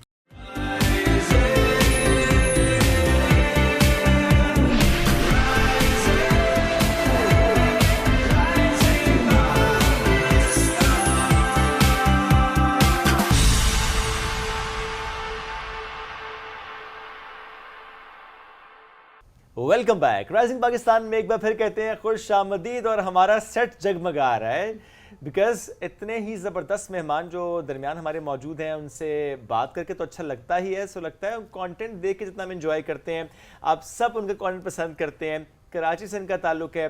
Eight a very young as माशाल्लाह जिस तरीके से उन्होंने कंटेंट बनाना शुरू किया, लास्ट ईयर मिड 2024 में उन्होंने स्टार्ट किया कंटेंट बनाना, और देखते ही देखते वो कहना चाहिए कि सोशल मीडिया सेंसेशन बन गए हैं। माशाल्लाह very Yes. Talented Shoaib, I Very must say talented. He is very talented, क्योंकि जिस तरह से कैरेक्टर्स को प्ले करना, at the same time topics को सिलेक्ट करना कि घर बैठा कोई भी शख्स उससे रिलेट कर सकता है, फिर चाहे वो रिश्ते वाली आंटी हो, चाहे वो अब्बा जी हो आपके घर के। Anybody, और आगे anybody. वो जो अब्बा जी वाली वीडियो थी इनकी, उससे हर घर के अब्बा हमें वो सेम लग रहे थे, हमें लग रहा था शायद हमारे अब्बा बात कर रहे हैं यहाँ पे बिकॉज सेम टू सेम सही बात वही सारी सिचुएशन थी। तो बहुत टैलेंटेड भी हैं, बहुत अच्छा काम भी कर वेरी रहे हैं, यंग एज आप देखें सभी, वेरी यंग एज। 16 साल की उम्र में आप देखें माशाल्लाह माशाल्लाह, अल्लाह ने इतनी इज्जत दी, अल्लाह इस सीजन में और इजाफा करे, कायम रखे, हमेशा हम उनको ये दुआ देते भी रहेंगे। Talha Ahmed from Karachi, he is here in Islamabad. तो इस्लामाबाद आके कैसा लगा उनको, ये भी हम उनसे पूछेंगे। मौजूद है हमारे सेट पर, मुलाकात कराते हैं आपकी उनसे। अस्सलाम वालेकुम तलहा, गुड वालेकुम मॉर्निंग, सलाम। कैसी तबीयत? अल्हम्दुलिल्लाह ठीक ठाक बिल्कुल। ग्रेट। सुबह जल्दी उठने की आदत है आपको? जी बिल्कुल, हमें तो सुबह जल्दी उठने की मुझे आदत है, वहाँ कराची में भी, यहाँ इस्लामाबाद में भी। ओके तो ये रूटीन तो बताएं तलहा, रूटीन क्या होती है आपकी कराची में? रूटीन तलहा की पूरे दिन की क्या होती है? रूटीन इस तरह से होती है, सुबह उठ के तो नमाज़ वगैरह पढ़ने के बाद नाश्ता कर लेते हैं, उसके बाद ये कि अपना काम वगैरह कर लेते हैं, कोई मुताला कर लिया, किसी किताब का रिसाले पढ़ लिए, फिर अपनी कोई स्क्रिप्ट पे काम कर लिया। ओके तो जब- स्क्रिप्ट खुद लिखते हैं? जी जी बिल्कुल, स्क्रिप्ट मैं खुद लिखता हूँ, फिर फैमिली को दिखा दी कि ये स्क्रिप्ट मैं लिख चुका हूँ, फिर उसकी वीडियो बनाने में शुरू की, कई शॉर्ट्स लिए उसके, फिर उसको एडिट किया, फिर शाम में एडिट भी post- खुद करते जी हैं? एडिट भी खुद करता हूँ। तो ये स्क्रिप्ट लिखना कैसे सीखा, एडिटिंग कैसे सीखी, ये पूरी जर्नी थोड़ी बताएं। ये मुझे लगता है इंसान को ज़्यादा लिखना और इस तरीके से चीज़ें तब आती हैं जब इंसान का मुताला वसी होता है, जब वो किताबों से उसको शौक़ होता है और रिसाले पढ़ता है, कहानियाँ पढ़ता है, तभी उसे चीज़ें लिखना भी आती हैं, समझना भी आती हैं और उसके लिए आसानी पैदा होती है। उर्दू सुन के कितना अच्छा लग रहा है। मैं एग्जैक्टली मुझे बहुत अच्छा लग रहा है हाँ। कि कोई यंगस्टर हमारे पास आया है और वो इतनी अच्छी उर्दू इतनी अच्छी उर्दू बोल रहा है, बड़ी क्लैरिटी के साथ, और जिसके अंदर ये वाली चीज़ नहीं है कि मुझे तो उर्दू नहीं आती। सो शगुफ और बहुत से हम डेली सीख हाँ, रहे होते हैं, जिस सही तरह कुछ बात। मेहमानों से, ये वन ऑफ देम जिससे हम बहुत कुछ सीख रहे हैं। चलो टॉपिक कैसे सेलेक्ट करते हो? बड़े इंटरेस्टिंग टॉपिक होते हैं, बड़े मज़ेदार टॉपिक होते हैं, जिनको देख के आपका दिल करता है कि आप वीडियो पूरी देखें।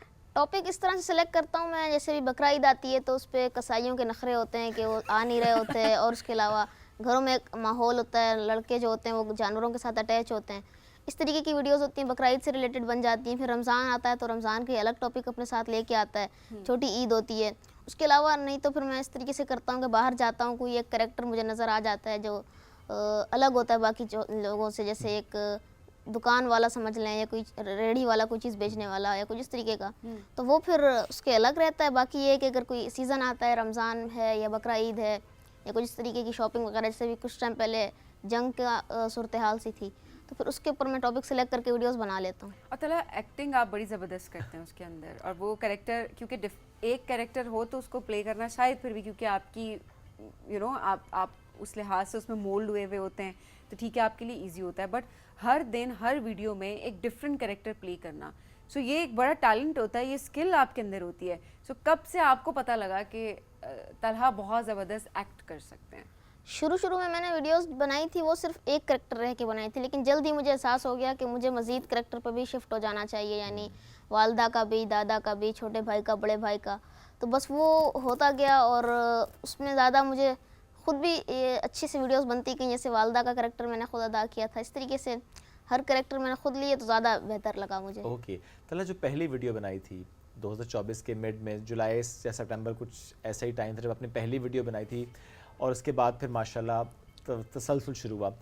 व्हाट वाज द आइडिया जो पहली वीडियो का था? अच्छा मुझे वीडियो बनानी है, मुझे सोशल मीडिया पर आना है, मुझे हर प्लेटफॉर्म पर पहुंचना है, मैं लोगों तक अपनी आवाज़ पहुंचाना चाहता हूं, ये जनरली हो गया या कि एक प्लान था कि नहीं मुझे करना है सोशल मीडिया पे, वायरल होना है मुझे? नहीं, मेरे जहन में था कि मुझे वीडियोस वगैरह बनानी है, कुछ करना है। उसके लिए ये हुआ कि मैंने पहली वीडियो बनाई थी अपनी सोशल मैसेज के तौर पे, 2-3 वीडियोस मैंने सोशल मैसेज के तौर पे बनाई। उसके बाद कुछ वक्फा आ गया, फिर हम गांव चले गए, मैंने गांव के कुछ वीडियोस बना ली। उस टाइम पे मेरे पास अपना फ़ोन नहीं था, मैं बहन भाई से लेता था फ़ोन, और उनकी अपनी स्टडीज़ होती थी, तो इतना मेरे पास कुछ वो नहीं था। फिर मेरी अम्मी ने देखा कि इसको ज़रूरत है और इस तरीके से इसको शौक़ भी है वीडियोज़ बनाने का, तो उन्होंने मुझे एक सेट दिला के दिया नॉर्मल सा। उससे मैंने वीडियोस बनाना शुरू की, 30-40 वीडियोस उससे बनाई, और वो अच्छी खासी कुछ टाइम बाद वायरल होना शुरू हो गई। तो फिर लोगों ने भी काफ़ी पसंद किया, घर वालों ने भी सपोर्ट की, और इस तरीके से सफ़र शुरू हो गया मेरा। चैलेंज तलहा, क्या? ये सॉरी हाँ, ये सब जो लोग पसंद कर रहे हैं, मैं उस हवाले से भी आपसे ज़रूर पूछना चाहूँगी कि कभी ओवरवेल्म्ड होते हैं कि इतने सारे लोग देख रहे हैं, कॉन्शियस हो जाते हैं और रिस्पॉन्सिबिलिटी अपने ऊपर फील होती है, बिकॉज इतनी यंग एज में माशाल्लाह इतना फेम, इतनी इज्जत, बिकॉज आपकी वीडियो के नीचे हम कोई नेगेटिव कमेंट नहीं देख रहे होते, सब लोग आपको बड़ा प्यार कर रहे होते हैं। बिल्कुल सब लोग पसंद कर रहे होते हैं, और जब काफ़ी सारे लोग जमा होते हैं तो वहाँ पे तस्वीरें वगैरह भी खिंचवाते हैं।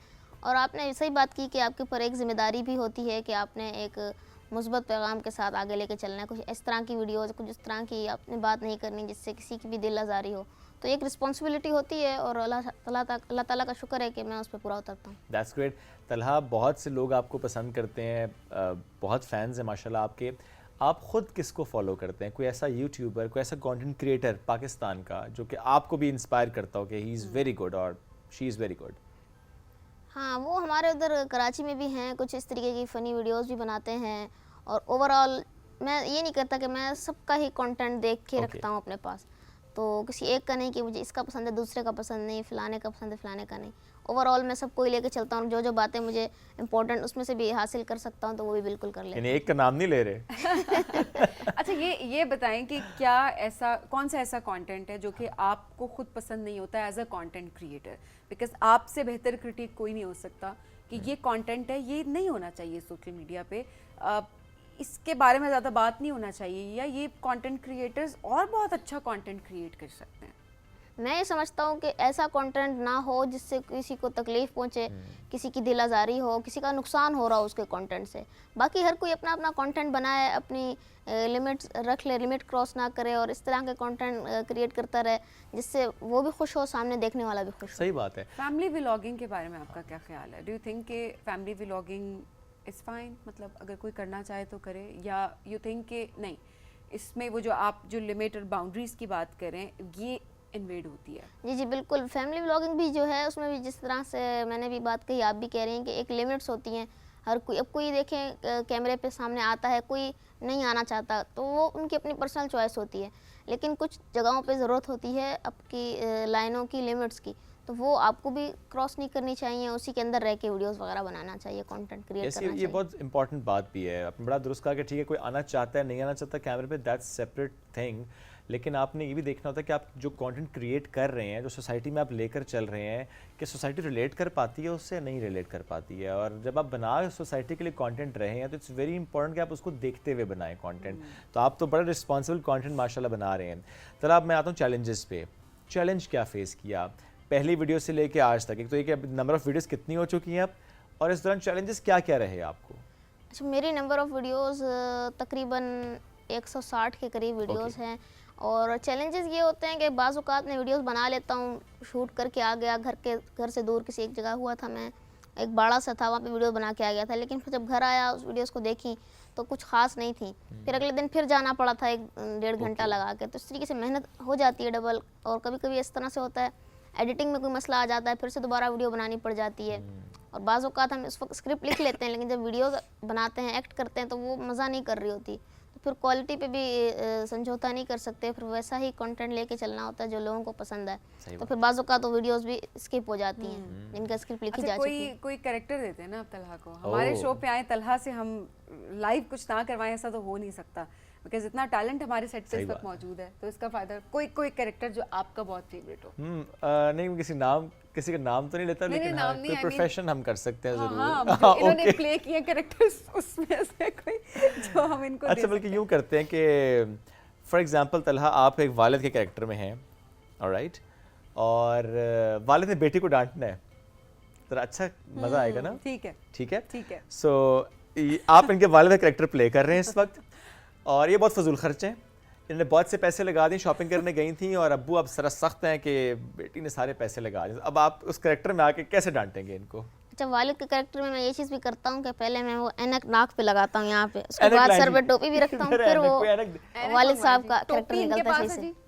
मैं आपके लिए दोनों चीज़ें लेकर आता हूँ। दोनों ये तो कैप है, इनकी कैप है, मैं दूसरी रखता हूँ टोपी। दूसरी टोपी जी, दूसरी अगर वो टोपी। हमारे पास ना हो दूसरी टोपी, ऐसे तलहा अगर उल्टी पे ना दूं यूं, ये टीम वर्क है। चलें जी, शुएब आप इनका गेटअप कर दें। अब आप जाने सबीन बेटी। वालिद आज आपने मुझे फंसाया, हमेशा मैं शुएब को इन चीजों में फंसा देती हूँ। लेकिन अच्छा आज ये मैंने- इन्होंने फजूल खर्ची कर ली है ज़्यादा। फजूल खर्ची करके आई हैं, अब ये भी घर पहुंची हैं और आप ऑलरेडी घर बैठे हुए थे, ये आई हैं बहुत देर से, सही शॉपिंग कम है डांटना पूरा। असल में भी ऐसी है। आप प्लीज अच्छा वालिद साहब पहले अखबार पढ़ रहे थे अपना। शाबाश, आ रहे हो इतनी शॉपिंग करके। तुम्हें क्या लगता है मैं इतनी मेहनत से पैसे कमाता हूँ? पैसे क्या दरख्तों पे उगते हैं जो तुम लेके निकल जाते हो अपनी शॉपिंग करने? अभी पिछले हफ्ते तो तुम्हें मैंने कपड़े दिला के दिए थे। अच्छा वो सूट पुराना था, तुम्हें नया फैशन का सूट चाहिए, वो भी फर्शी शलवार वाला। अपनी जो ये तुम्हारी ना फजूल खर्ची है ना, इसको अब कम कर लो, क्योंकि मेरी हड्डियों में इतनी ताकत नहीं है कि मैं मेहनत करके इतने पैसे कमाऊं। फॉलो करना होता है, फैशन को देखना होता है, फैशन को पता देख नहीं के- आजकल की नस्ल कैसी है। एक हमारा ज़माना था बस कमीज़ शलवार होती थी, पूरा साल हम उसे चलाते थे, सिर्फ ईद पे हमारा एक जोड़ा बनता था। आजकल की नस्ल का तो हम क्या ही कह सकते हैं। अब शादी भी हो गई है ना, फिर भी ये खर्चे बहुत करा रही है। फिर तो अगर इनकी शादी हो गई है फिर तो इनके जो है शोहर की जिम्मेदारी है, फिर मुझसे पैसे मांगने ना आए ये। Great, thank you. Wonderful. See how extempore he is. He is brilliant. फौरन आपने हाँ। सिचुएशन दी और वो अपने गेटअप में आ जाते हैं। तो ये ऐ बड़ी पहने बात अब्बा जी। होती है, अब्बा जी को वहाँ रख दें। हमें इतने सख्त अब्बा नहीं चाहिए। तो ना कौन सा कैरेक्टर प्ले करके ज्यादा मजा आता है? अब्बा, अम्मा, बड़ा भाई, हाँ। क्या? मैं एक करेक्टर बनाता हूँ दादाजी का। उसमें क्या होता है कि मैं ना बस एक रुमाल है, मैं उसको ऐसे ना कान पे रख के चश्मा लगा देता हूँ, दाढ़ी बन जाती है। Okay. तो वो लोगों को बहुत पसंद आता है, मुझे खुद को भी करने में लुत्फ आता है वो दादाजी का करेक्टर घर में निभाने में। सबसे ज्यादा सपोर्ट कौन करता है आपको?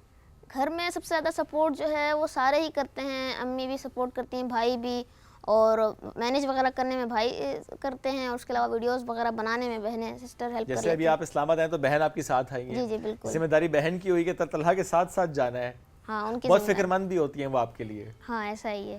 क्योंकि कल हम निकले हुए थे बाहर, आपकी बहन बहुत परेशान हो रही थी कि बहुत देर हो गया तलहा को। हाँ ऐसा ही है, वो फ़ोन लग नहीं रहा था तो। सबसे ज्यादा अटैच भी बहन के साथ ही हैं या हाँ सबके बहन के साथ, अम्मी के साथ। और अतला खुद आपको भी डांट पड़ती है कि हर वक्त कंटेंट बनाता है, पढ़ता नहीं है? जैसे जिस नहीं, मेरा नहीं ख्याल अम्मा पढ़ती अब्बा जिस होगी। तरह अम्मा अब्बा जिस तरह से करते हैं कि वीडियोस बनाने में बस, लग गए हो। जब तक मेरी वीडियोस का सिलसिला होता है तब तक मोबाइल इस्तेमाल करता हूँ। उसके बाद जब वीडियो बन गई, लग गई, उसके बाद फिर थोड़ा मैं मोबाइल को दूर रख के घर वालों के साथ बैठ जाता अच्छा ये बड़ा मुश्किल नहीं होता कि कमेंट आ रहे हैं, हम तो एक पिक्चर अपलोड कर दें, बार बार जाके देख रहे होते हैं, ये एक साइकी है ना, कितने लाइक्स आए, कमेंट किसने किया, अच्छा ये कमेंट डिलीट होने वाला है, इस कमेंट का रिप्लाई करने वाला है। आप थ्रू आउट मेंटली इंगेज होते हैं चाहे आप लोगों में बैठे हुए हों। आप किस तरह से इसको डिफ्रेंशिएट करते हैं कि ये टाइम अलग है, मेरा ये टाइम अलग है? देखिए वीडियो पोस्ट करने के 5 मिनट बाद भी कमेंट का सिलसिला तो शुरू हो जाता है, लेकिन अगर आप बैठे रहेंगे, एक कमेंट आया उसका जवाब दिया, दूसरा आया उसका जवाब दिया, इसकी बजाय मैं ये समझता हूँ कि इंसान को थोड़ा वक्फा ले लेना चाहिए, आधे घंटे का, 1 घंटे का, 1.5 घंटे का। उसके बाद जब काफ़ी सारे कमेंट इकट्ठे हो जाएं तब बंदा उनको देख ले, और अगर समझे कि उसमें कोई कमेंट करना ज़रूरी है, रिप्लाई देना, तो वो दे ले। वरना ये कि एक अपलोड करना, फिर उसको देखना, फिर देखना, फिर देखना, इसमें इंसान का जहन भी ज़्यादा इन्वॉल्व होता है। ओके। अच्छा, क्या इसके एल्गोरिदम्स पे भी आप काम करते हैं? अच्छा, मुझे जो ये कंटेंट बनाना है, क्योंकि हम कंटेम्प्रेरी कंटेंट देख रहे थे कि अच्छा अगर इस वक्त एक वॉर सिचुएशन है तो कंटेंट कैसा होगा, रमज़ान है तो कंटेंट कैसा होगा, बड़ी ईद है तो कंटेंट कैसा होगा। एक तो ये देखना कि स्पेसिफिक उस टाइम पे कंटेंट क्या जाना चाहिए, दूसरा है कि अच्छा किस वक्त अपलोड करना है, मुझे किस प्लेटफॉर्म पे किस वक्त अपलोड करना है, थंबनेल क्या होना चाहिए, टैगलाइन क्या होनी चाहिए, हैशटैग्स क्या होने चाहिए, सब कुछ देखते हैं। जी ये सारी चीज़ें बहुत अहम होती हैं, क्योंकि बकरा ईद से रिलेटेड आप वीडियोस बनाते हैं और बकरा ईद के दिनों में बनाते हैं, तो वो वीडियोस आपकी काफ़ी आगे जाती है, पसंद की जाती है। और जैसे आपने कहा कि किस टाइम अपलोड की जाती है, तो उस टाइम में ये है कि कुछ प्लेटफॉर्म पे मैं मुख्तलिफ टाइम पे अपलोड करता हूँ। कोई एक प्लेटफॉर्म है, इसके लिए मैंने एक मखसूस टाइम रखा हुआ है, उसी पे अपलोड करना है, और हैशटैग वगैरह और टैगलाइन, ऊपर कैप्शन, ये सारी चीज़ें मायने रखती ये हैं। विद पैसेज ऑफ टाइम खुद आपने सीख लिया या कि इसके लिए आपने टाइम डेडिकेट किया पहले कि नहीं मुझे पहले समझना है कि अच्छा यूट्यूब पे क्या करना है, मुझे इंस्टाग्राम पे क्या करना है, मुझे टिकटॉक पे क्या करना है? शुरू में मुझे बिल्कुल भी नहीं अंदाज़ा था, लेकिन वक्त के साथ साथ मैंने सीखना शुरू किया, और लोगों की भी देखी वीडियोस, उनके अंदर उन्होंने क्या किस तरह से यूज़ किया है, फिर अपनी वीडियोस में भी अप्लाई की, अपनी वीडियोस के लिए कुछ अलग रखी। इस तरह से करते कराते मैं वक्त लगा और आ गई। तलहा अब लोग आपके पास आते हैं कि हमें भी सिखाएं, कंटेंट कैसे क्रिएट कर सकते हैं, या एडिटिंग कैसे सीख सकते हैं। लोग आते हैं, आपकी क्लास फेलोज आपके पास आते हो? इस हवाले से नहीं आते कि एडिट करना सिखाएं वीडियो, वो कहते हैं मोनेटाइजेशन करके दो हमें। अच्छा, वो सीधा ही कहते हैं पैसों की बात करो हमसे। मतलब कंटेंट भी क्रिएट नहीं किया, मोनेटाइजेशन कैसे करेंगे वो करा बताओ। आपका अभी मोनेटाइजेशन का अपना फेज कहाँ पे पहुंचा है? नहीं, मेरा मोनेटाइजेशन के हवाले से यूट्यूब पे क्राइटेरिया तो अभी लगभग करीब पूरा होने वाला है, पूरा हुआ नहीं है लेकिन होने वाला है। ओके। उसके अलावा इंस्टाग्राम हमारे यहाँ पाकिस्तान में मोनेटाइज नहीं है, फिर आप प्रमोशन या कैंपेन के थ्रू कुछ हासिल कर सकें। और उसके अलावा 1-2 जगह और पे मैं कोशिश कर रहा हूँ, भाई भी रब्ता कर रहे हैं, अल्लाह करे वहाँ से भी इंशाल्लाह हो जाए इंशाल्लाह। और ऐसे में बहुत से कमेंट्स से बातें हैं, आपको कुछ ऐसे फेमस लोग भी कमेंट्स कर रहे होते हैं जिनको आपने खुद देखा होता है सोशल मीडिया पे, जिनके मिलियंस में वीडियोस होती हैं, उनके जब कमेंट्स आते हैं तो कैसा लगता है? और कोई अगर नाम आप लेना चाहें, अच्छा जब आपको उसका कमेंट आया तो आपको अच्छा लगा, अच्छा उसने भी कमेंट किया, या वो आपको किसी इवेंट पे मिला तो आपको अच्छा और क्या लगा? पहला इन्फ्लुएंसर, पहला कोई सेलिब्रिटी जिसका आपको कमेंट आया और आपको लगा हो कि ये या अकम्प्लिशमेंट? जिसने आपकी वीडियो शेयर की और आपने देखा अच्छा इसने मेरी वीडियो शेयर की है? हमारे उधर हैं जुनैद अकरम के नाम से। Yes, जुनैद भाई तो बड़े मशहूर हैं। स्टोरी लगाई थी शुरू में, बिल्कुल शुरू के दिन में, जब किसी और सेलिब्रिटी ने, किसी और ने मुझे कुछ नहीं वो किया था। उस टाइम पे जुनैद अकरम भाई ने मेरी वीडियो को स्टोरी पे लगाया था। उसके अलावा मुनीब भट्ट पाकिस्तानी एक्टर हैं, वो भी मेरे कमेंट करते रहते हैं वीडियोज़ में, उनसे रब्ता भी होता है मैसेज पे। ओके। तो ये बड़े बड़े नाम हैं। उसके अलावा कुछ और भी हैं, वो भी रब्ता करते हैं। ईद के ऊपर मैंने उनको मुबारकबाद भी दी थी, उनका भी फिर वॉइस नोट में जवाब आया था। Wow that's great. और कहीं जब बाहर निकलते हैं और झुमघटा सा लग जाता है, अच्छा सेल्फीज, उससे परेशान होते हैं आप, डिस्टर्ब होते हैं कि यार मेरी पर्सनल स्पेस भी तो है? कुछ लोग हों, 2-3 लोग तो मसला नहीं होता, लेकिन जब ज़्यादा लोग होते हैं, जैसे मैं उस कन्वेंशन सेंटर में गया था तो वहाँ पे तो आप यकीन करें 50, 60, 70 लोग एक साथ आ गए थे, लड़के लड़के के, हमें तस्वीरें दो तस्वीरें। वहाँ स्टेज पे मेरा नाम अनाउंस हो रहा था शील्ड देने के लिए, और नीचे मुझे रोका था तस्वीरें देने। फिर उनका कोई नुमाइंदा आया और मुझे लेके गया। और जहाँ मैं फैमिली के साथ जा रहा था तो मेरा भी दिल चाहता है कि भाई फैमिली का इंसान अलग रहे, तो वहाँ पर लोग ना आए कि भाई वीडियोस लेके मोबाइल ऑन किया, वो कोई तस्वीर हाँ बनानी कि फैमिली की प्राइवेसी है, बिल्कुल। बिल्कुल। अच्छा, वैसे लोगों को वाकई ख्याल भी रखना चाहिए। Very हमने true. काफ़ी ज़्यादा रमज़ान में जिस तरह अरशद भाई, उनकी फैमिली हमारे साथ मौजूद थी शुएब, तो हमारे लिए प्रोमो शूट करना भी काफ़ी हद तक मुश्किल हो रहा था, बिकॉज उनकी भी फैमिली वहाँ पर मौजूद थी और लोग पर्सनल स्पेस को बहुत ज़्यादा एक तो limit दुआ कर को रहे थे। संभालना मुश्किल हो गया था, दूसरा दुआ को संभालना तो मुश्किल तरीन काम है, लेकिन लेकिन वो हमने बड़े खुशी खुशी भी किया था, बिकॉज दुआ हम सब की बड़ी फेवरेट है। एब्सोल्युटली। तो क्या करना चाहते हैं? एक होता है ना, आपने कुछ गोल सेट किया होता है अपनी ज़िंदगी का, व्हाट इज़ योर गोल? मेरा गोल ये है कि मुझे इस फील्ड में तो आगे जाना ही जाना है अल्लाह ताला की फजल से। और दूसरा, अगर मुझे मज़ीद मौके मिलते हैं, चाहे वो एक्टिंग की फील्ड से हों, चाहे वो किसी और फील्ड से भी हों, तो मैं उसमें भी जाना चाहूँगा। ये नहीं कि मैंने एक ही सेलेक्ट कर लिया और अब बस मैंने आखिर इसी को ही लेके चलना है, नहीं। लेकिन अगर मज़ीद मौके मिलते जाएंगे तो उनको भी अवेल करूँगा यानी इंशाल्लाह। ड्रामे में एक्टिंग करना चाहते हैं? हाँ, कह सकते हैं। ऑलराइट। अभी ऑफर आई है अभी तक कोई? नहीं, एक तरह से ऑफ़र आई भी है और नहीं भी, क्योंकि वो एक ऑडिशन सा था, वो मैंने दिया था। ओके। अब कोई रिप्लाई वगैरह अभी तक तो नहीं आया। कोई ऐसी एक्ट्रेस जिसके साथ काम करने की ख्वाहिश हो तलहा आपकी? इस तरह से मेरे जहन में एक्ट्रेस या एक्टर का नहीं है, क्योंकि Okay. मैं सिर्फ ड्रामा देखता हूँ, ड्रामे की कहानी के कंटेंट ऊपर। अच्छा हो, नहीं, स्टोरी आपके अच्छी हो। फेवरेट कौन है? ऐसा तो कुछ भी नहीं होता, मतलब किसी से भी आप पूछें, किसी ना किसी का कोई फेवरेट कोई एक्टर जो फेवरेट हो। कोई एक्टर फेवरेट कि मुझे इसके साथ काम करना है। Actor and actresses actor both. Favourite जो हैं, एक मुझे उनका नाम याद नहीं है। कुछ टाइम पहले उनका एक ड्रामा था, शायद बिलाल नाम था उनका, बिलाल बिलाल अब्बास? अब्बास। शायद बिलाल अब्बास ही था। कोई उनका ड्रामा आया था थोड़ा टाइम पहले, बहुत मशहूर भी हुआ था। उनकी एक्टिंग और उनका इश्क ड्रामा मुर्शिद तो नहीं था ड्रामा? शायद इस तरह का कोई था। उनकी मेरी शक्ल मेरे जहन में है, लेकिन बस Okay. नाम में थोड़ा सा मिसिंग हो रही है कुछ। सही जी, बिलाल अब्बास के साथ इन्हें काम करने का शौक है। अगर बिलाल अब्बास ही उनके माइंड में है तो ये ना हो ना कि माइंड में कोई और हो, और मिक्स हो गया हो actress?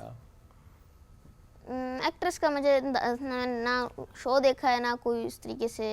अभी तो कह रहे हैं मैं ड्रामास देखता हूँ। ड्रामा मैं देखता हूँ, ड्रामे की मैं कहानी के ऊपर कहानी ज़्यादा पे फोकस फोकस करते हैं, रखता हूँ। नाम नहीं अच्छा। पता। नाम और काफी ये होता सारे है, होते हैं, बिल्कुल सही नाम है, जहन में नहीं अंडरस्टैंडेबल। आते। आपको नहीं पता होता अच्छा नाम क्या है, इट्स इक्वली चेहरे फाइन। जहन में होते हैं लेकिन नाम जहन में नहीं होते। हमें ये लगता है ना समटाइम्स कि अच्छा वो जो एक्टर्स हैं सब उनको जानते हैं, बट समहाउ कुछ लोग नहीं भी जानते नहीं होते। जानते होते, हाँ। That's very true. अपने बारे में भी हमें कभी कभी लगता है कि शायद 4 लोग जानते होंगे, बट समटाइम्स नहीं भी जानते होते। Even for you, even for YouTubers, हम सबको ये लग रहा होता है, बट समहाउ अपने अपने डोमेन होते हैं, अच्छा, लोग काम इसमें कर बाज़ लेते हैं। औक़ात ये भी होता है कि हमारे बड़े लेजेंडरी एक्टर्स और एक्ट्रेसेस भी होते हैं, तो हम जब उनकी शक्ल जिस तरह हमारे सामने आ जाएं तो वो बड़े फेमिलियर फेसेस होते हैं और हमें उनका पता भी होता है, लेकिन लिटरली बाज़ औक़ात ये होता है कि उनके नाम से हम वाकिफ़ नहीं होते, बिकॉज उनका काम हमारे सामने होता है, उनकी स्टोरीज हमारे सामने होती हैं, तो हमारा फोकस ज़्यादा जो है वो स्टोरी के ऊपर होता है। Absolutely ऐसे ही होता है। This happens. हाँ, तला, लास्टली कोई मैसेज जो आप देना चाहते हो जितने आपके फैंस हैं उनको भी, जो नए लोग कंटेंट क्रिएशन में आ रहे हैं उनको भी कोई मैसेज? मेरा मैसेज यही है कि जो लोग जिस फील्ड में भी हैं, चाहे वो अपनी स्टडी कर रहे हैं, चाहे कोई जॉब कर रहे हैं, किसी चीज़ में भी हैं, बस अपनी मेहनत से काम करते रहें और अपनी ज़ात से किसी को तकलीफ़ ना पहुंचाएं। अल्लाह ताला पर यकीन रखें, अपनी मेहनत पूरी रखें, मुस्तकिल मिजाजी दिखाएं, चाहे वो फिर किसी और फील्ड में हो, चाहे वो कंटेंट क्रिएशन की फील्ड में हो। अपने काम को आगे लेते चलें, किसी से जेलस या हसद ना रखें। अल्लाह ताला इंशाल्लाह उन्हें भी कामयाब करे। बेशक ऐसा ही है। इस्लामाबाद अच्छा लगा आके? जी, इस्लामाबाद तो अच्छा लगा, पर मौसम ने थोड़ा सा थका दिया। हाँ, गर्मी तो बहुत ज़्यादा है और कराची में अच्छा मौसम है इससे थोड़ी कम गर्मी है। अच्छा तो खैर नहीं, गर्मी का शिद्दत और कम प्लस है। कराची में अगर हवाएं चले तो वैसी चीज़ें बेहतर हो जाती हैं। बिल्कुल ऐसा ही है। Thank you very much. Allah आपको बहुत इज्जत दे, इज्जत में इजाफा करे, ये हमारी दुआ आपके इसी तरह साथ अच्छा है। अच्छा काम करते हैं। हाँ, इंशाल्लाह you are doing very good माशाल्लाह, responsible content at a very young age, so we are so proud of you तला। Thank Thank you you, sir. So much, Thank you. आपने वक्त निकाला, आप हमारे पास आए। आई एम श्योर कि आपकी मसरूफियत भी होती है, आप किसी और शहर में जब आए होते हैं, बहुत से लोग अप्रोच भी कर रहे होते हैं, अच्छा तला हमारे पास आए, आपने उसमें भी टाइम निकाला, we truly honoured Talha. Thank you very much once again. नाज़रीन, आप फीडबैक जरूर दीजिएगा आज के शो से मुताल्लिक, शो कैसा लगा, हमारा सेगमेंट कैसा लगा, अपना फीडबैक दें। दोबारा मुलाकात कल करेंगे। बहुत सा ख्याल रखें, दुआ में याद रखें। अल्लाह हाफ़िज़।